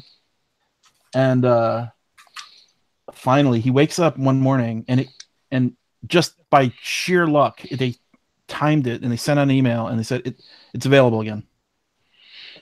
And it was like 6 a.m. my time, so it was 4 a.m. 5 a.m. in LA, and he buys one, and then he's calling me like, because I'm not gonna wake up. I don't answer my phone if I'm sleeping, right? If I hear it, I'm like, nah, screw it, I'm not waking up. And he called me 5 times, and I finally oh, it's him. He's calling me. There must be only one reason why he's calling me, and it was because the stupid thing went back on sale. So I immediately logged in. And their site is just slow, right? You click a button and you're waiting a minute. Click a button, wait a minute. I finally check out. It fails. I had to start all over again. Okay. I check out, I get it. And I go back to sleep. And then he basically told me, like, right after I had bought mine, it went out of stock. Wow. So there's the saga of the Lego Millennium Falcon. So they've got them in stock now. I've seen. I think is it easy to get it now? Yeah, you can walk into a Lego store and buy it. It's just too expensive. It's like, what is it, like $500? It's like 800. Oh yeah, no. My wife would shoot me if I spent that much on a Lego. It's ridiculous money. It's a few coins. It's chump change for the $90 million man. Come on. For the rest of us. Well, the Ultimate Collection Series set is $1,200. Lance isn't here to give. Lance hasn't been on the whole night. He set up the channel and said he'd be on in a little bit, and he's probably sitting plating miniatures or something. Oh yeah. I've got to hit the bed, so I'll talk to you guys later. On the case. See, Keith. Bye, Keith. Hey, see you, Keith. Good luck with boy. the boy. Hi, everybody. Boy. How you guys been? It's been so long. I've been on since before Gamma. It's been like a month and a half. Man, time is just going by. I know this year's flying by. Hey, Scott, can I borrow $1,249.99 plus $50 shipping to get the Ultimate Collector's Series Millennium Falcon Lego set? Is that what it is on eBay right now? It's Walmart. It's from Lego store. Wait, what? Walmart. Wait, where? Star Wars Ultimate Collector Series Millennium Falcon set. Yeah. Lego 75192. $1,249.99 plus $49.99 shipping. That arrives Friday, May 11th. There's only 2 left in stock. Why is it? No, it should only be $799.95. It's the Ultimate Collector Series box. So it's an old one. No, it's a limited print run one. I don't know what that is. Yeah, it's on Amazon too. Amazon. Yeah, I'll put the link in the chat. Amazon has it for $7.99. I don't even want to know the about that. The same one Anthony's talking about is $7.99 on Amazon. Okay. Lego Star Wars Ultimate Millennium Falcon 75192 building kit, 7,500 pieces, $799.99 Prime. That the Walmart one's a third-party seller that just that's a third-party. I didn't. So Walmart's doing third-party sellers now. Yeah, they make it. Screw you, Toy Whiz. Dude, the regular one's in stock. Can I borrow $800, Scott? You can get one on Amazon right now for $7.99 with free shipping. So what do I get out of it? It's going to pull it over on everybody in the channel, and you get a Millennium Falcon. You get a Millennium Falcon. You get a Millennium Falcon. You get a Millennium Falcon. I'll even put like a little thing on this thing, like empowered by BGG. Yeah, that would be awesome. Put a little sticker on there. Falcon looks amazing. I would totally display it in my basement, but $800 for a Lego, even a Millennium Falcon, that's a lot. Here's the thing. I like the Millennium Falcon. And I would never suggest anyone to buy it. Just more than I like money. As soon as it goes out of stock again, it's going to immediately double. That's what the original one did. Yeah, no, I mean, it's not like Chad. Sometimes he did Lego investments. Like he would buy like 10 of a set. Oh wow! Especially the buildings. Like the buildings are very like specialized. Like there's collectors that just do the buildings. And every time one of those goes out of print, it doubles in value overnight. Like literally overnight, because people buy them all, and then there's nothing. And some people won't buy it until the word limited edition is next to it. Goes out of print. Well, yeah. Decided that But Lego never really reprints their stuff. Like this is a shocker. They really don't. No man, like, they'll do like smaller. They did like a bunch of smaller versions of the Falcon, but I'm really surprised they did it. So at one point in my life, I worked at PepsiCo, and PepsiCo was big. I'm sorry, Coke's better. They were a big sponsor, I guess. Sponsor, what you call it, of Star Wars, and all of the directors had the full-size Lego Yodas in their offices. It was like the coolest friggin' thing. Like you just walk in, there's a big 3.5 foot tall Lego Yoda in everyone's office. I hated them. Yeah. I've got a life-size Yoda actually in my basement. I won a contest. My wife won a contest actually from Publix when Revenge of the Sith was coming out. They were doing 500 across the country. So every week when she went shopping, she put in like 3 or 4 slips. She'd fill out 3 or 4 slips for me, and it was the first year we were dating. And for my birthday, she won, and she kept it a secret from me. And it was like 2 months before my birthday, and she gave me the slip for it on my birthday, and like 3 days later is when it arrived. So I got a really badass. Awesome. Yeah, so I got a really cool, like that realistic one. That I wonder if it's the same one, because it says Pepsi on it. If you look at it, it's got a black stand. It says Pepsi on the front, and it's the one of Yoda holding his lightsaber up, and it's cool looking. It's different then, yeah. There's just like 2 different ones that I've seen, life-size ones. It was Blockbuster had them at one time, that they had one in each store, and they raffled them all. They raffled them.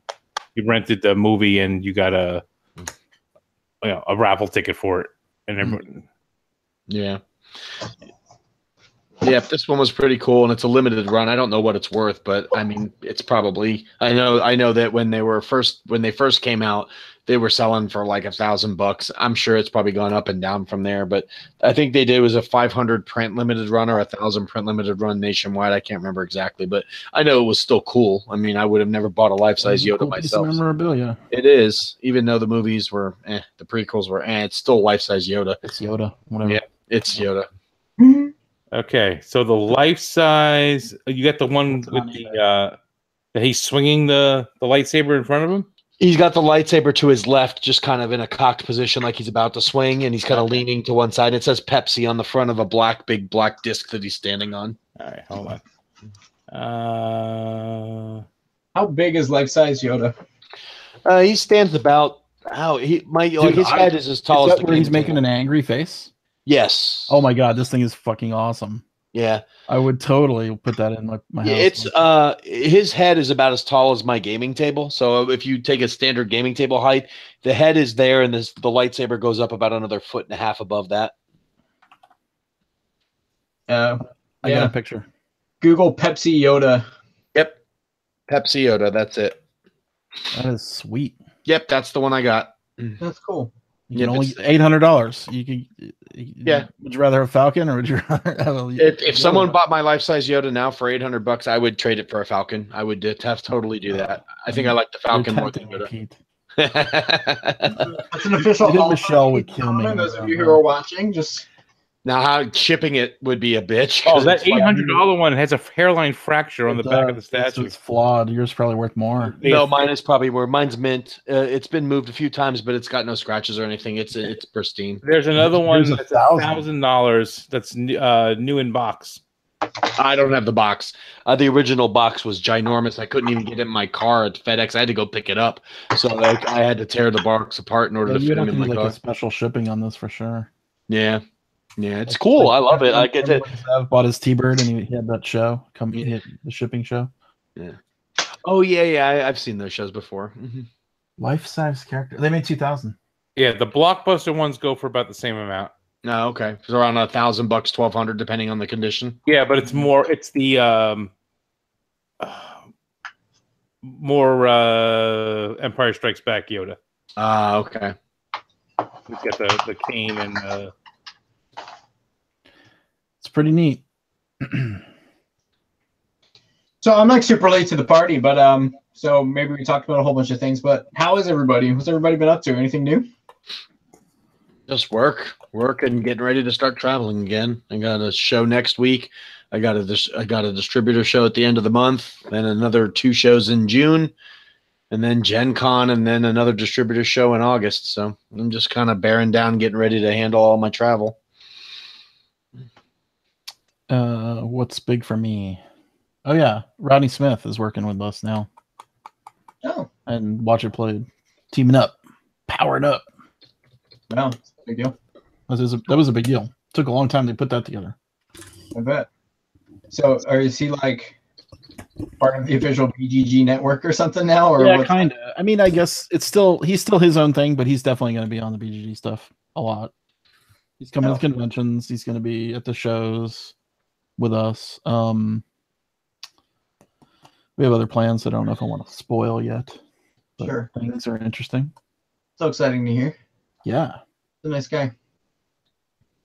Yeah. Rodney's a good dude. I've been watching his show since the first season, and I'm very happy for him and for you guys. It's a good fit. Yeah, I think he just got back from Tabletop Day, so I haven't really talked to him since then. But yeah, Tabletop Day was weird. Did you guys watch any of that stuff? Did you? No, I had my birthday party / PeakCon that day, so I had a bunch of people at the house, so I played games, but I went back and watched their replay. They only did like 4 games. What's going on with that whole thing anyway? Like, I mean, it was ever since Tabletop, the show kind of stopped. It's kind of like, I don't know if they're still like fully supporting. It seems like they still are, but it's like not as relevant as it was a few years ago. Like a few years ago, like the whole industry like revolved around this day, and now it just seems like another just big sales. It's super hard to coordinate a thing like that without really putting a lot of effort into it. Mm-hmm. Yeah. And I know Will Wheaton kicked Bo under the bus, right? Like he. Well, yeah, after the whole debacle Bo with the rules and stuff. Hustled his ass off to make the tabletop day a thing. Like he hustled, and I don't know why that was taken away from him, like the credit. But I remember working with Bo. So back in the day, like many years ago, we went to South by Southwest. Tabletop. Bo called me. This is post me splitting up with my partner, who had talked with Bo previously, and I think I could have been involved with Tabletop show way long ago. However, something happened, and I don't know what. But anyway, Bo calls me. He's like, "Hey, we're going to South by Southwest. What do you guys? Are you guys going? Do you want to team up? Do you want to share a booth? Do you want to do anything?" I'm like, "Yes." I don't care what. The answer is yes, right? Because tabletop. So we go down to South by Southwest. We do the booth. We do all the stuff, and I watch Bo literally by himself talk to hundreds of people because everybody came by, and it really sucked for us. Actually, it was not a good deal. Because they had this giant poster tabletop with the International Tabletop Day stuff, and we had our BGG we had a little BGG thing, and everybody came up to me and said, "Oh, I love your show. The show's so good." I'm like, "It's not my show. It's not my show." But it really humbled me because like, nobody puts BGG in the corner. Yeah, we got put in the corner. And I watched Bo. He did not slack off. He worked all day long. And I was exhausted after like a couple hours because it was like South by Southwest with the gaming pavilion. It was free to go, right? It doesn't cost anything. So the attendance was high and it was nonstop. Holy cow, there were so many people there. And it was like hundreds and hundreds of people. And it was super loud. Like they put us right next to where the band or the video game stuff was, where the huge, like StarCraft and League of Legends and all that stuff. So you had to yell to talk to anybody, and it was just exhausting. Eventually we just stopped playing games, and we were doing Loop and Louie and dice what's the tumbling dice, because we're like, I can't teach any more games, we're done. But anyway, it's super humbling. But Bo worked his ass off, and I feel like I credit him, and who knows what really there was no Will Wheaton at that show. There was no Felicia Day. They were not there. Well, someone had to take the fall for and that I know whole rules debacle, right? So they just chose someone dispensable. Yeah, I don't know what the story is. It was dumb. Well, there's probably something we don't know, obviously. I've met Will Wheaton in person, and it was not a very pleasurable experience. So if I had to wager, I was going to say he wasn't going to take the fall for something, even though if you're the guy on camera and you're supposed to know the game, and you're relying on somebody else to teach you the game, it's still your responsibility to know the game. That's the way I always look at it. If you're super, and who knows, like back then I can give him some slack. It was like on a whim they did that show. Yeah. If you don't, like, I agree with you, Pete. Like, it's your like if it's your show, it's your responsibility. And then if it's not, if you've delegated that responsibility, then like I get being like, kind of like, dude, like really. All right, well, let's make it work. Like, Scott said, like, cut him some slack. Like, it's ultimately your responsibility if you delegate it to somebody else. I used to work at Pizza Hut, and I was the general manager of a store and the general manager of Taco Bell. And when and one of the minimum wage employees messes something up, you're not like, can you believe these stupid kids? You're like, I'm so sorry. That's my mistake. I should have worked on that training better. Here's your new gordita. Like, you don't throw your underlings under the bus. It's just on any level. Stop talking about gorditas. You're going to make Forrest hungry. Gordita. But no, I mean, if you're the guy on camera and you need to know the game and you're delegating somebody to teach you that game, shouldn't you maybe read the rule book a couple nights before the show to make sure you got it down? I mean, if you're just going to take his word for it and then you fuck up, it's your fault just as much as his. And I hated the fact that, and I get it, he's Hollywood celebrity. He's not going to put egg on his face, and he just threw that guy under the bus because he could just get another guy to do what he did. But it sucks. And I started bringing in the publishers, right? To make sure that they could oversee the training, and that was smart. Yeah, but yeah, it just and the thing is, we experience the exact same thing. Is damn hard to get the rules right on a game for if it's your first time doing it. Everyone makes mistakes. Hell, even Rodney makes mistakes and has to do rules edit videos once in a while. Everyone does it. These games aren't like, it's not Monopoly. Who people still get wrong. That's why I would cut him a little slack on the rules. Making mistakes. Yeah, no, he's great. It's part of the charm of watching videos. It's very charming. Yes. It's just charming. It's fun to watch. It's kind of fun to watch how he plays his turn perfectly, and then his wife's turn is kind of like, whatever, and we forgot something or whatever. I always win. And it's always like in his favor. I mean, maybe not always, but like 9 times out of 10, it's in his favor, which is kind of fun. Well, 9 times out of 10, his wife's turn is not involving his wife there. So yeah, I watched his. He's in London now, England. Yeah. So he's like in a temper, and did they move? They moved, right? They did the podcast. They moved out of Malta. Right. They were going to move back to Seattle where they had a house, but I guess the people who rented it from them back, I guess it was 8 years ago, I think he was saying, they are still in the house. And he doesn't want to kick him out. Why is he leaving Malta? He wants to take care of his mom. Oh, okay. I hear the country's falling apart sociopolitically, which... Really? Yeah, I was curious if that was what's going on there. I'd be surprised. Yeah, so he's moving back to Seattle with his mom, but apparently the house is occupied still. And don't want to get rid of, the tenants are friends and did them a favor for a lot of, It's hard to find good tenants, so if he's not permanently, it may be better for him to just get something else. Yeah. This is all in his podcast out of his own mouth. I'm not giving any secrets. But it sounds like I guess he might be moving to. They weren't sure, but I think Arizona was on the list, maybe, or something. I can't remember.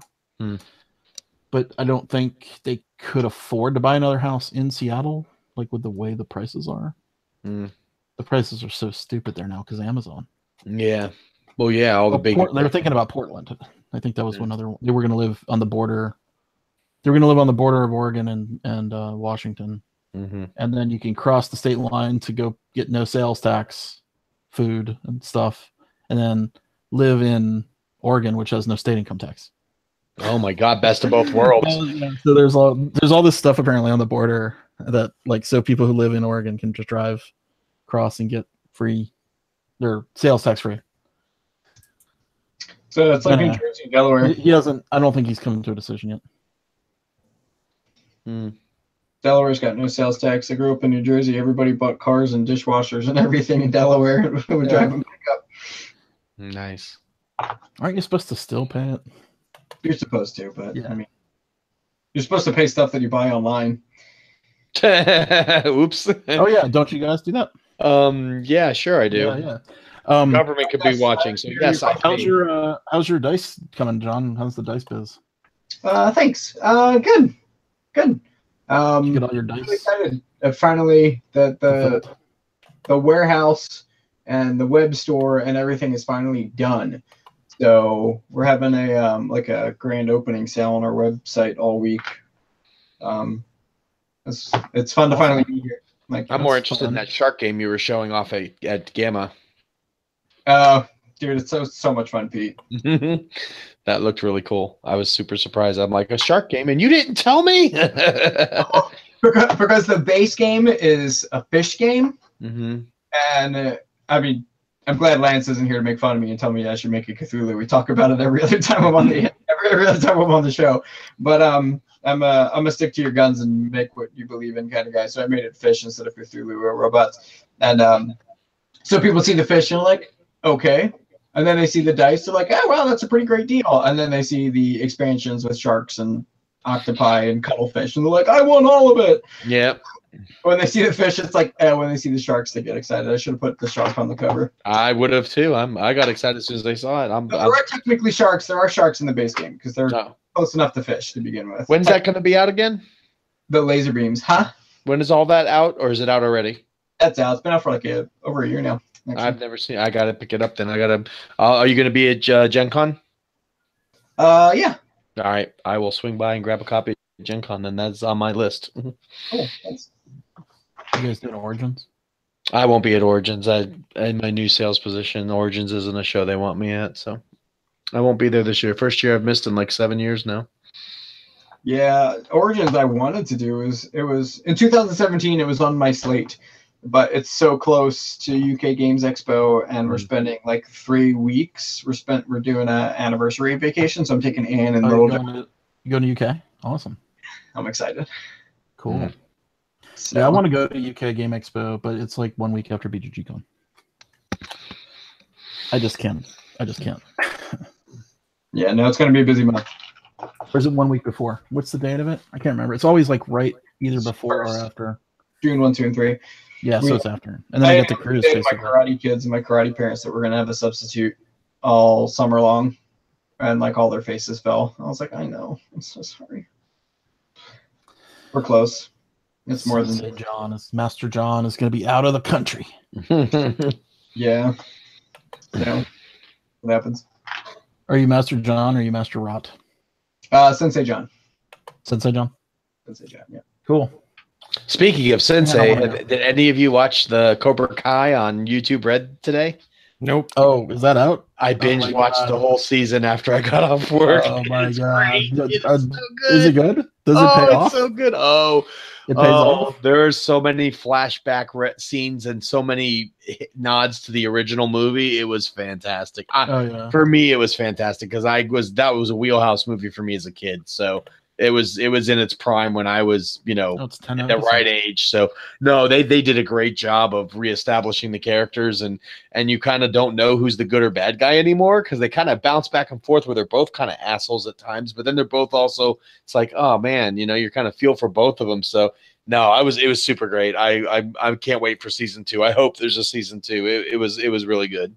So they against each other? Released at once? Yeah. All of them, all 10 episodes. Yeah, they're like 20 minutes each, 23 to 29 minutes each. I got off work at like 5 o'clock, and I just started. The shortest one is 22. The longest one is 32. Yeah, I just started watching them all. Right as soon as I got off work, I started watching. I watched them all. I love Karate Kid, man. I do too. It was great. It was great, and they did a good job. Like it's super funny. There's so many scenes that I just started laughing at. That remake was super disappointing. Yeah, this doesn't disappoint, Aldi. I think you'll pleasantly cool, man. Yeah. Awesome. It's good. I was watching the first episode of Westworld before I came on tonight, and it was like, man, I don't know if I can dig. I don't know if I dig this show. I've heard good things about Westworld, but I've never seen it. I really want to like it. I really do, because I love Westworld, the movie, like the original. But I don't know, something about this weird thing I just can't get into. Hey guys, I have a question for you. Yeah. You mind if I talk brainstorming stuff for a moment? It's businessy. We can say no if you want. Fire away. All right. So should I pay $800 for a piece of art? I'm just kidding. I know, right? So secrets revealed. We're working on our custom Havsy style dice towers. Cool. They're super cool. We're doing like the finger joints because they look like tower bricks. And then we're doing, of course, like some standard just dice holding things with like closures or whatever. Yep. But I want to do a bunch of these. We're actually going to make it more like a tower wall, so it's all thematically the same or what have you, but different what's in here. So this holds like a 7 die set, but we're thinking about also making ones that like open up and connect long ways like this, and the whole thing's open, so it's like the dice tray that you pour it into and stuff. Cool. What options do you think would be cool to try?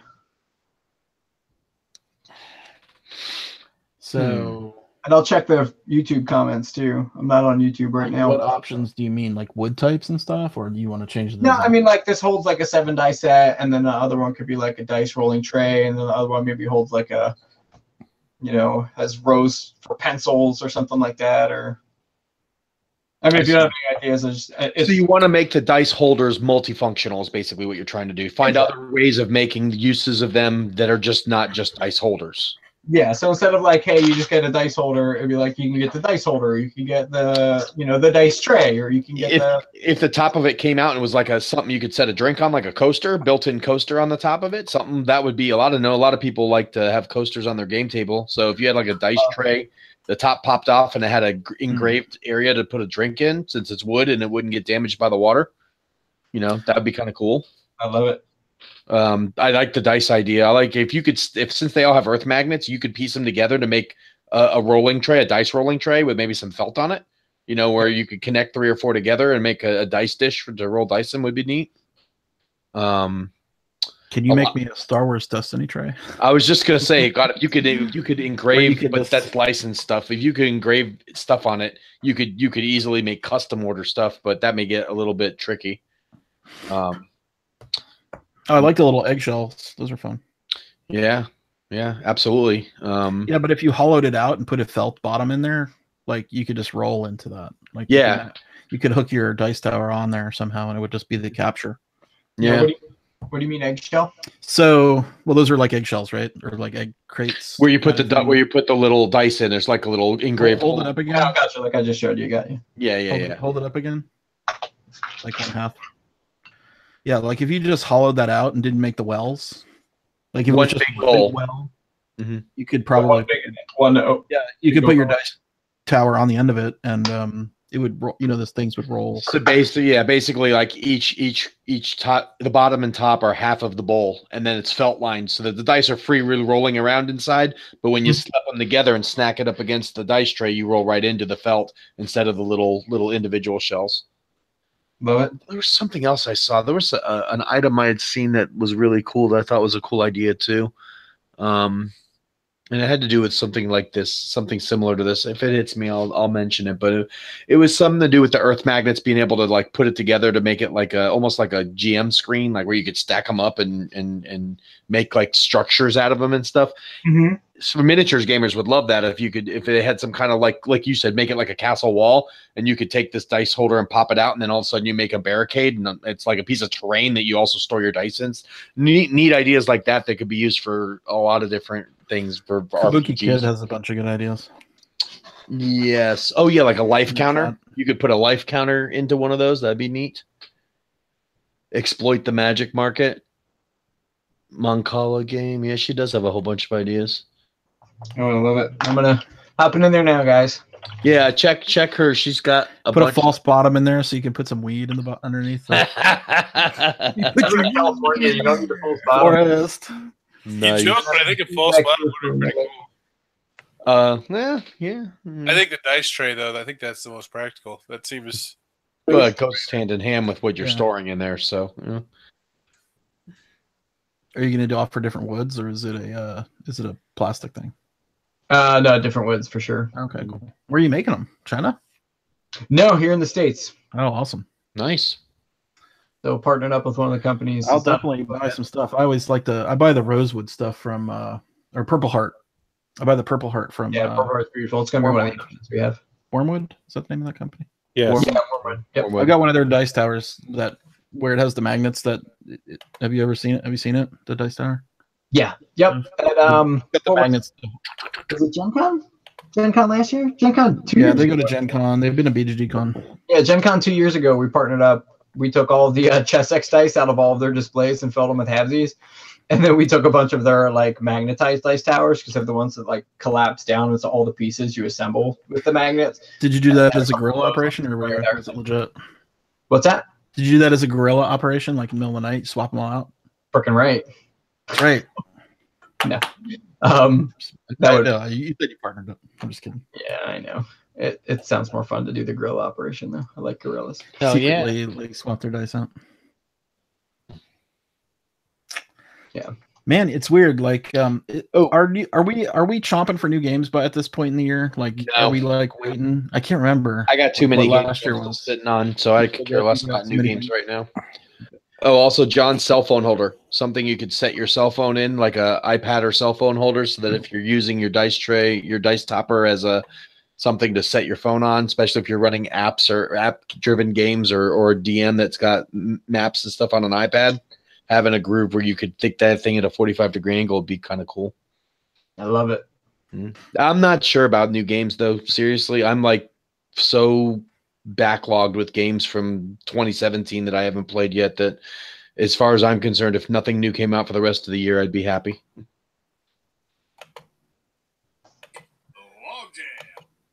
Yeah, definite log jam. Like I've got I've probably got 25, 30 games in Shrink and another 7 or 8 that are getting painted right now that I won't even get to play until mid to end of year. So, Jesus Christ, that was really cool. I was actually just editing a video for a game called Logjam, and that was the exact second that it went to. I was wondering what that was. Yeah, like I thought that was your voice. Logjam. Yeah, that's why I was muting myself. I was editing some videos real quick. But it is a logjam. It's a logjam of games, man. There's just too much stuff that came out. And I'm just like, it's not even counting all the Kickstarters. I just or not because I'm a little tapped out. I'm not tapped out. I could totally find games to play. But at what point are you just tired of learning new games? We kind of talked this weekend in my group about like I think we're gonna switch back to Euros for a while. We've been playing so much thematic stuff like it drains you, right? Those big long games. We played Moloch a bunch this weekend. We played Hexplore It, which I really love. Hexplore It. I don't know if you guys have heard of that. I haven't played it yet. It's really fun. Super expensive. It's just tiles, right? It's just tiles and meeples. It's like $100 game. 5 decks of cards, or 3 decks of cards, a whole bunch of dry erase boards. Okay, it's I don't know how much. What is it going for? At the game store, it was like $100 or $120 or something crazy, and it didn't seem like there was a Kickstarter like scarcity, right? It only came out on a Kickstarter. Oh, so they must have retail backed it. That's why I don't think it's that expensive. Yeah. I remember seeing it in the store, and I'm like, it doesn't look like there's no miniatures or no nothing. I'm like, why is this game so expensive? And then you can get the base game for $59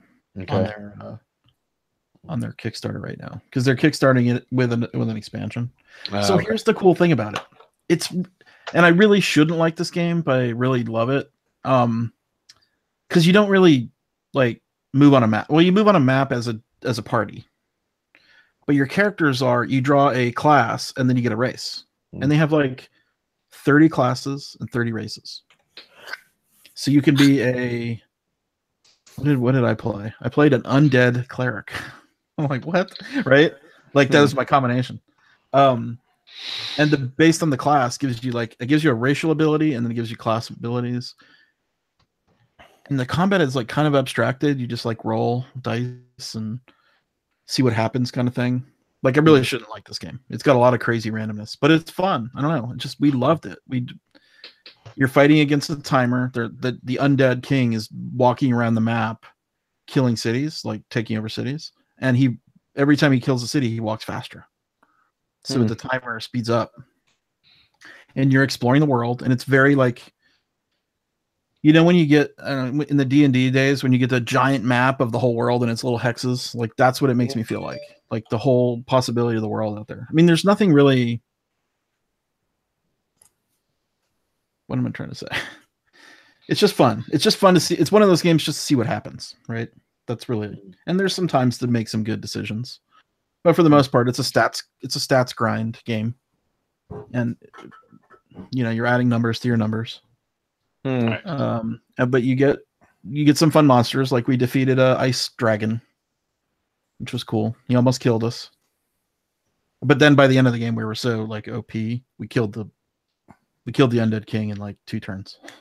So it's a little bit of a like anticlimactic thing. Yeah, I've been tempted. I've looked at it a couple times, and I heard some people said they liked it, but I was just I think it's worth it. Yeah, I think it's worth it. I know there's like mixed reviews, right? And I'm not sure what they're comparing it to give it negativity. Like, I mean, up against Gloomhaven, can't hold the torch. Can't hold it. It's not a candle to it. I still haven't played my Gloomhaven yet. That's another one. Well, so it's hard to get people to commit because it's such a long game. Oh, for sure. Yeah, we were thinking like, do we go back to Gloomhaven and finish it, or do we play Euros? So we're kind of like in this weird crossroads right now. I actually played Role Player with the new expansion. I really liked that a lot. What does that do to it? The new expansion adds monsters. So there's a new die type.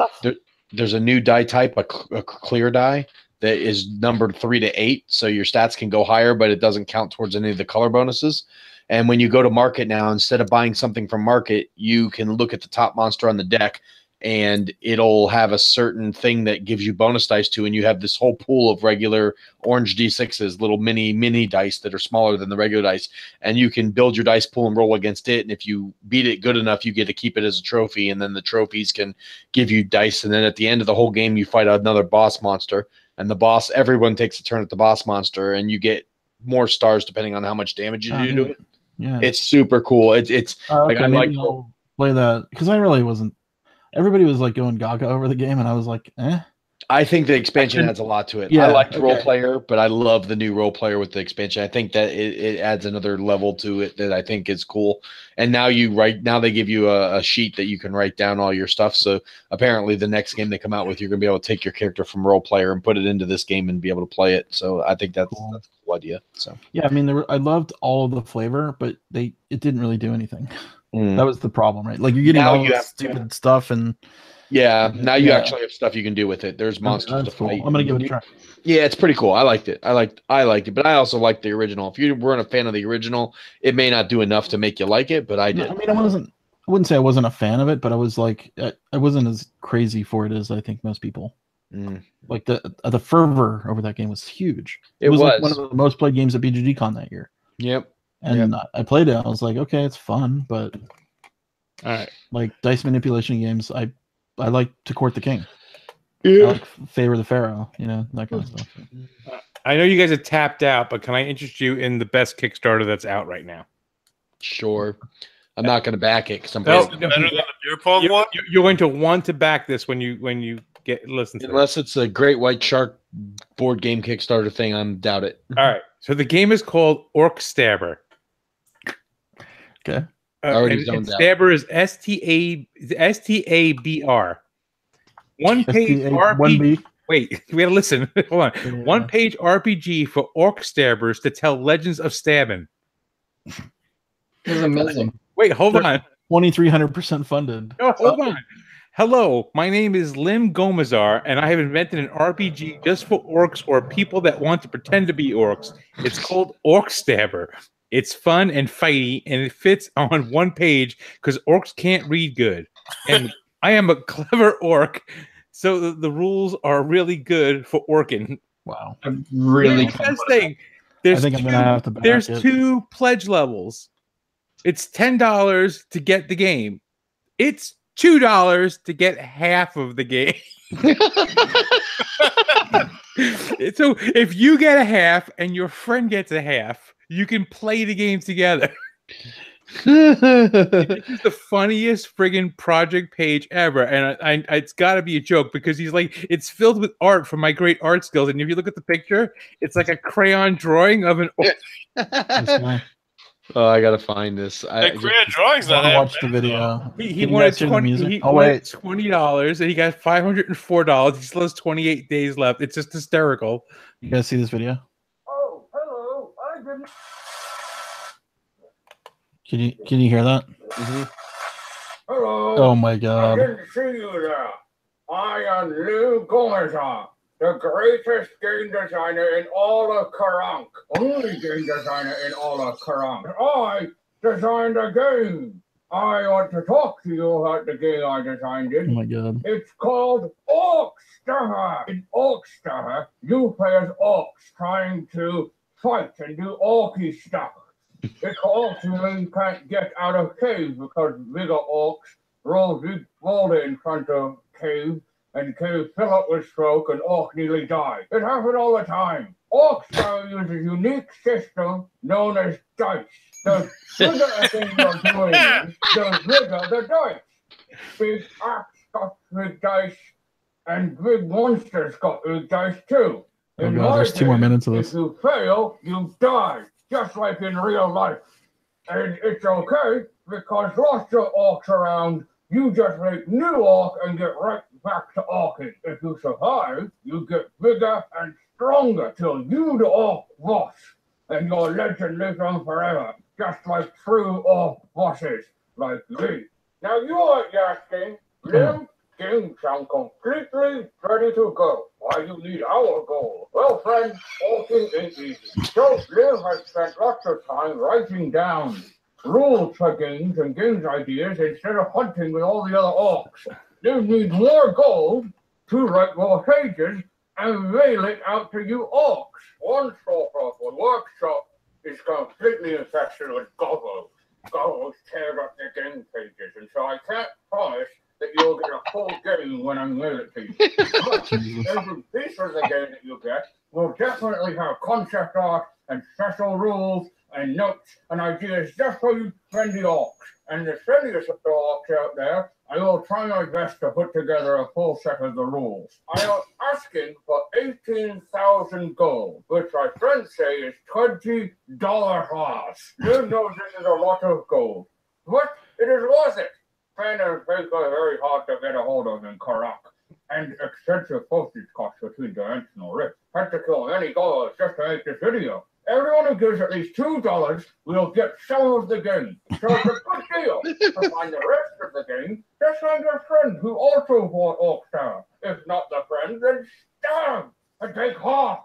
It's very simple. Even if you don't give Lou any gold pieces, you could still help Lou Golazar achieve dream of the His mouth is not moving. in all of the world. Yell at your friend around it. Tell the secret blue bird to tell the world about it. Open a book and write down orc The secret blue bird. Open Open a book. Mountainside and scream until they cry to give gold to Lou. Anything helps. Thank you very much for watching my video and looking at my Kickstarter. I am very much looking forward to sharing Orkstar with you.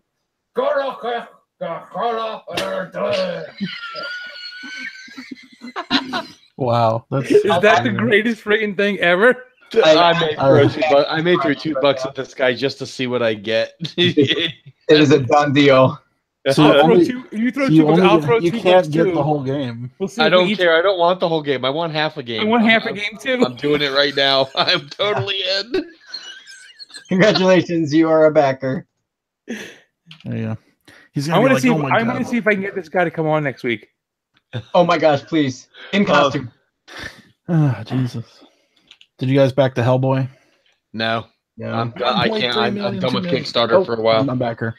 I couldn't done? do it. Just too much. I've got too much. I got Street Fighter going. I got Fireball Island going. I'm Oh yeah. Overlight going. Where's Fireball Island at? It's all just a 2 million, I think, or just under 2 million. I mean, the thing here, each copy will be fully customized with drawings, blood of my foes, stains, writings, special rules, and more. 2.5 to 3 million. Oh, okay. Wow. I looked at it early today, so yeah. I played it Mhm. on Friday. It's fun. And It's fun. It's not much different than the original game, but it's good. It's got some interesting changes. Yeah. It's definitely bloody. Like there's a giant boulder and there's a you get a lot of we got a lot of action in our game, like knocking people over and stuff, so that's always fun. And they have a crouching tiger add-on, I think, which is basically, well, in the one we played, it was like an ants in the pants ant that you flick it onto the board. It's a pouncing tiger thing. It's fun. It was fun, and he had an expansion there which had a lot of stuff on it too. But we didn't get to play that. And you can get your own blank, clear board now and paint it your own way. Really? As an add-on. Why would I do that? You just backed Orkstar. I got my confirmation email. All right, I got to take off, but before I do, I have to ask: did I miss the discussion on Infinity War? No, we're holding off because next week. Okay. I won't be here next week because I'll be at the expo, but I'll catch up on it the week after when I'm back. Got it. All right, then I'll hold my tongue. Baldy, Mm-hmm. Bruce Willis is actually dead the whole movie.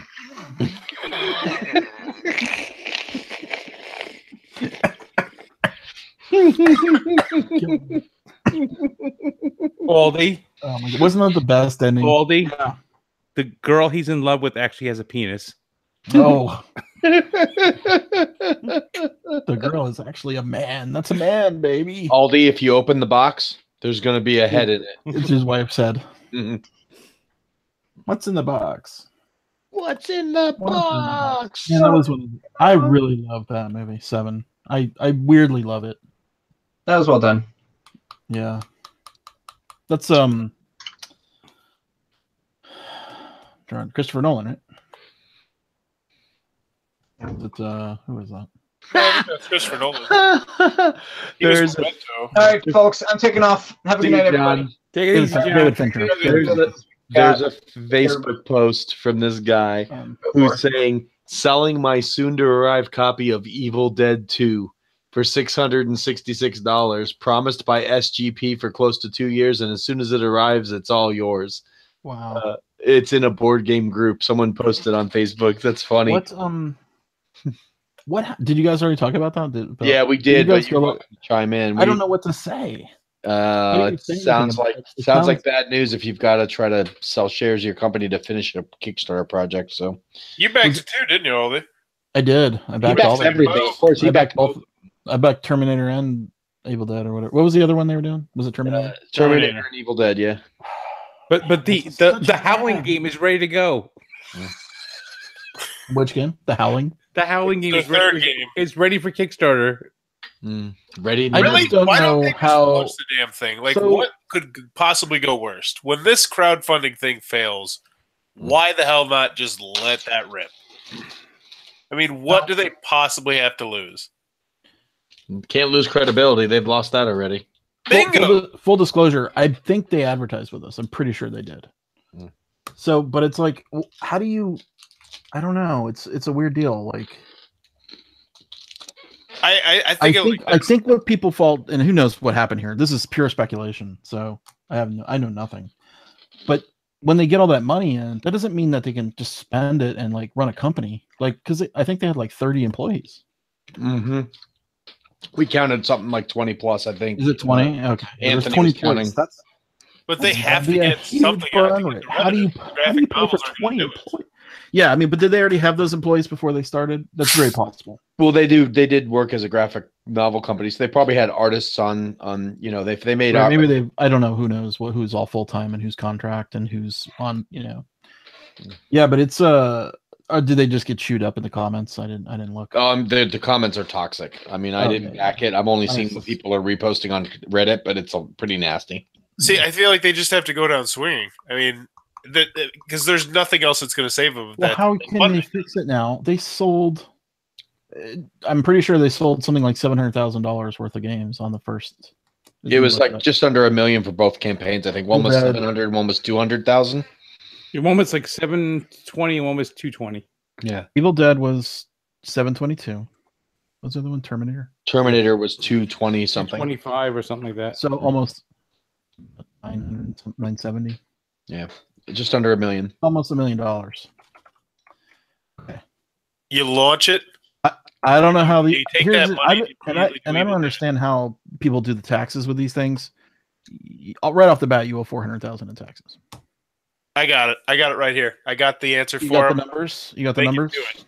They do it. They do the Howling, get the money, hopefully, release Evil Dead, but they release only, say, 500 of a super exclusive fucking badass mini, and they sell that third party to all the people who are suckers enough to overpay like crazy for it, take all that cash, do the same thing with Terminator, and then just give me my fucking game and go to hell. Have they given any statuses on the game? Is the game done? Like, yeah, they keep posting like weekly updates about like here's the mold and we're play testing this. Yeah, play it's not testing done that. though. It's not the game is not even close to done. Oh my god! It is a giant shit show. That whole Kickstarter is Wow. top to bottom. I feel bad. Like, I know me personally, I would be able to sleep at night with that $1 million hanging over my head. Like, I mean, that's just crazy money. Hey, Aldi. Yeah. Pachanga betrays Carlito to Benny Bianco from the Bronx. I don't think I've seen that one. Great. Well, he just spoiled it for you now. When Carlito's away from me. Yeah, he did. Jerk. Don't spoil Carlito's Way 2, though. Carlito's Way 2. I'll spoil that one for you. That Don't movie. spoil it. That movie sucks.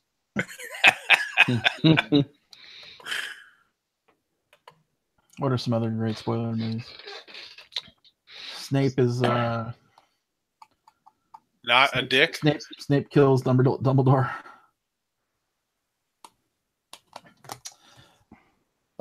Yeah.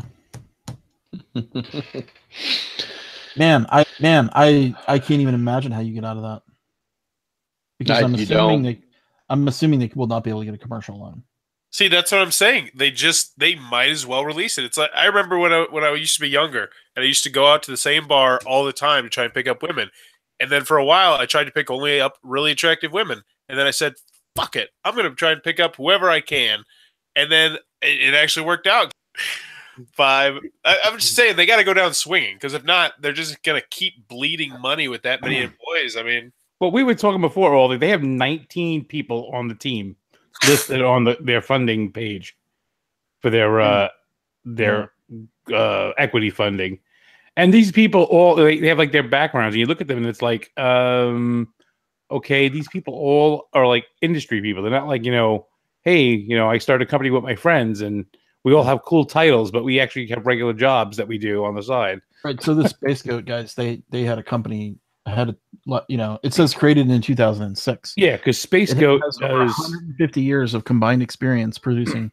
Yeah, because they do stuff. They worked for Marvel and DC and all these companies, and they did the Evil Dead comic book series and stuff. So they had the licenses and all that. They just thought they could make board games, and can't. Can you get access to their balance sheets or anything on this equity thing? No. No, and it's funny because when you look at it, it looks like they've raised 95,000, but when you look at it again, you realize they've only raised 5,000. But this isn't a this is not true equity. This was I think when I read it, it was like it's a safe, whatever that is, SAFE. Yeah, but they've only raised 5,000 from this funding thing. The other 90 is money they already had. They put 90,000 as a starter. Yeah, that's all they had left. No, well, it's broken out. They had like a $40,000 original loan, and then $10,000 was put in for the next 2 years, and then $30,000 for the next year after that. Are you allowed as a Kickstarter to post an equity funding link in your updates? Is that against the Kickstarter? Probably. It was private. It was it was kind of shady. Is it to backers only? It's backers only, but still you can't do it. So even on that confrontation thing that we talked about before, they announced that they were going to randomly, give out something to someone, and I messaged them and I said, "Hey, your thing is really cool that you want to, It was like every 50 backers, they're going to draw one out of 50 people, and they're going to get their thing for free or something. I don't remember what it was, but I'm like, you can't do that. It's a contest. You can't run a contest on Kickstarter. SAFE is an agreement that grants the holder the right to equity at a later date, typically when the venture capitalists lead a Series A financing. A SAFE gives you the right to future shares in Space Ghost Productions if you invest. So you're buying, you don't even necessarily get anything here. Like if they liquidate the company, you get nothing because you don't even own the company, any part of the company at this point. It says you're betting that the company will be worth more than why did they write this? You're betting the company will be more than $5 million. That is just weird. Yep. Invest 25,000 for pro rata rights. I don't know what that means. Do it, Aldi. No. No, he's investing all his money in touch this with a 10-foot pole.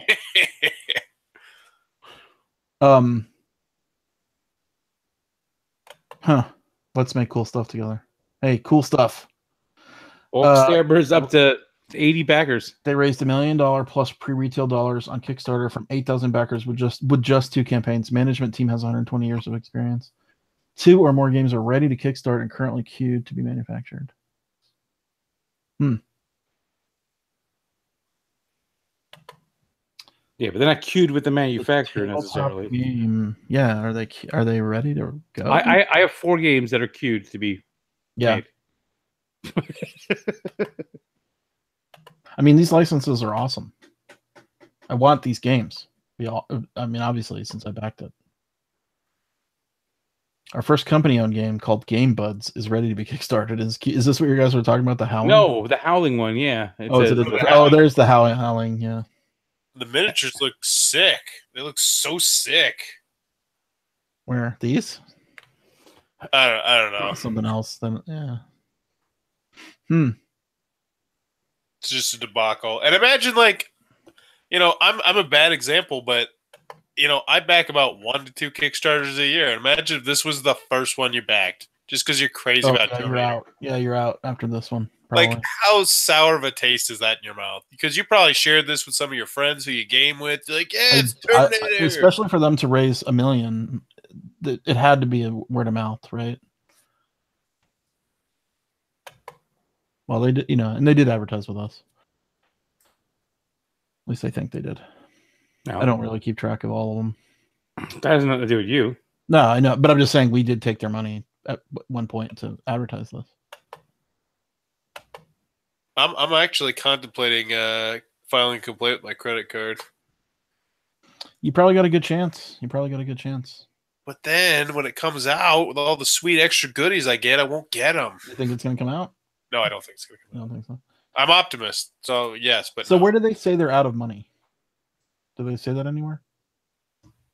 It's actually in there. Is it in the Kickstarter? No, it might be in the update. Yeah, I think it's in the update, actually. Yeah. They pretty much point blank say, yeah, we could use some more money.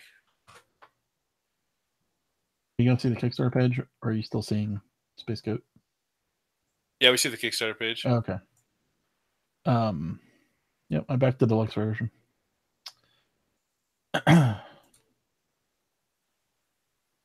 now a letter from our founder. Ooh, I wonder if this one's got some good toxic comments, too.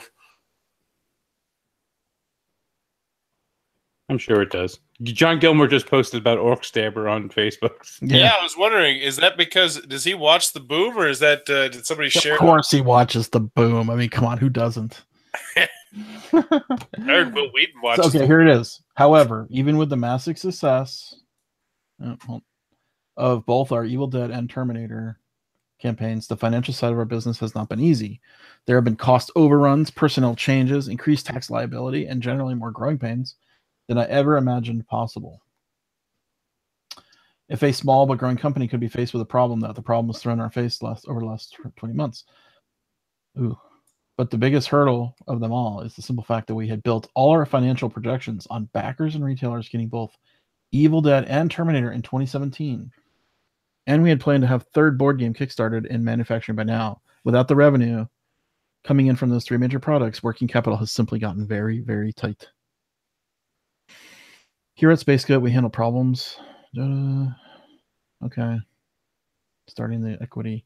Man, I don't think here's the dangerous thing. I think this is, I mean, I don't know, but I think it's against the terms of service on Kickstarter. Like, they could get this whole thing shut down. Well, the funniest thing about all of it is on the actual crowd, the funding page.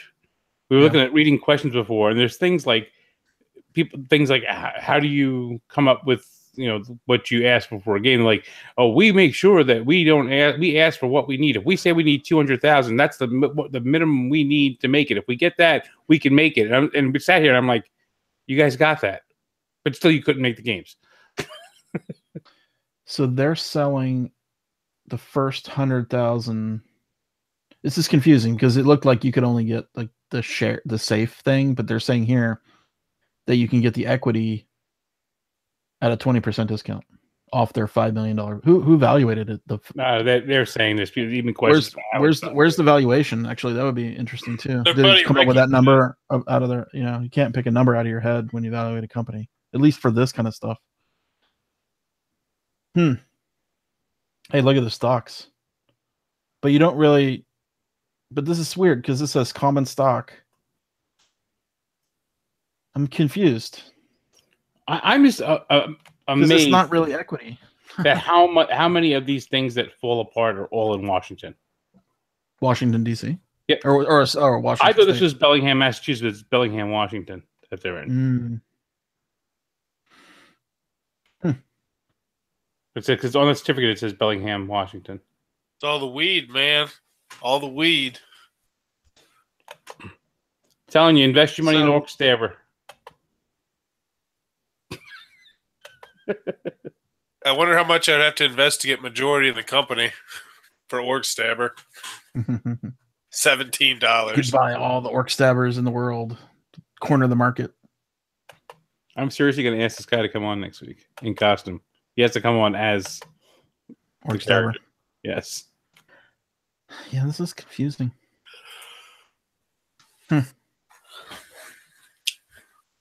Well, I hope they pull it out, because I think having $1 million failed project in your hands for the rest of your life is going to be a sucky thing.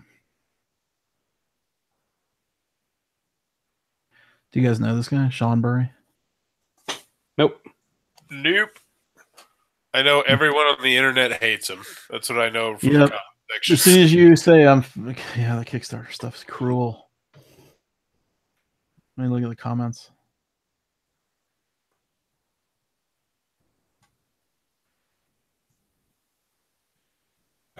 November 28, 2017. Founder and president Sean Burry is the subject of a Twitter thread by former employee Amelia Thompson, who started at SpaceGoat in 2016 and is still listed as a community manager on the company's website, alleging that Burry threatened Thompson and co-workers terribly. Wait, hold on. I have to open this whole thing up now.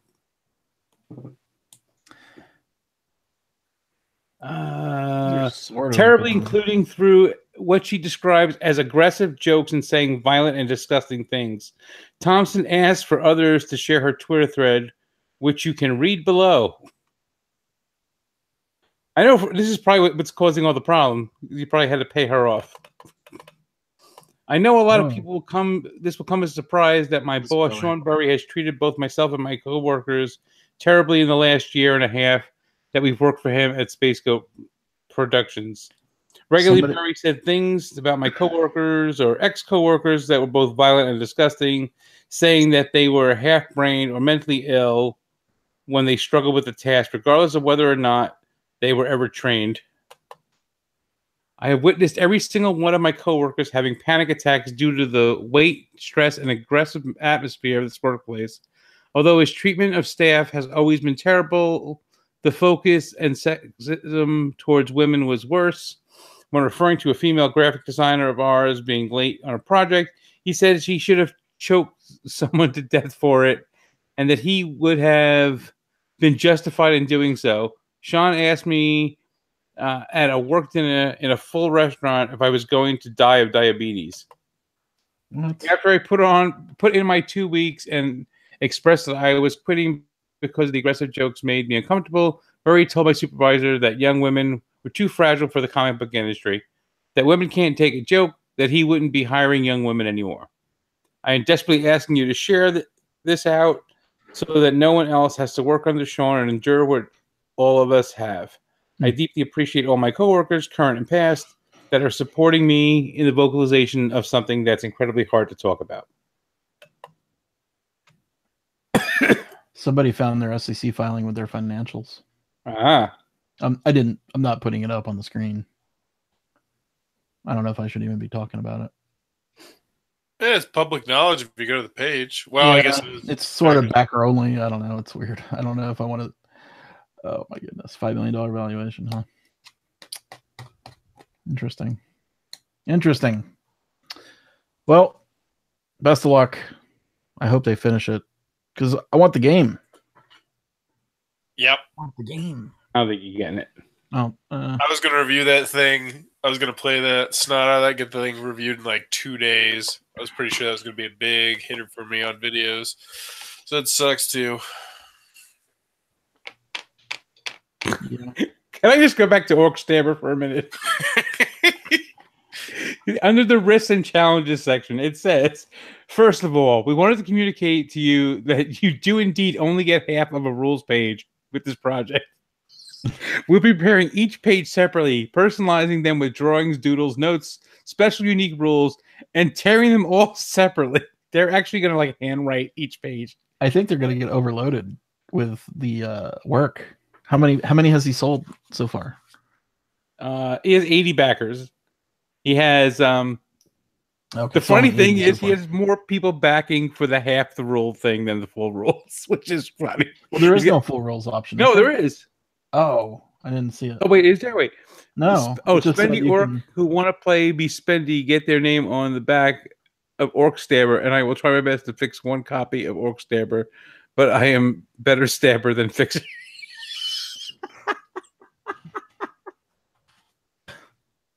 Oh my god!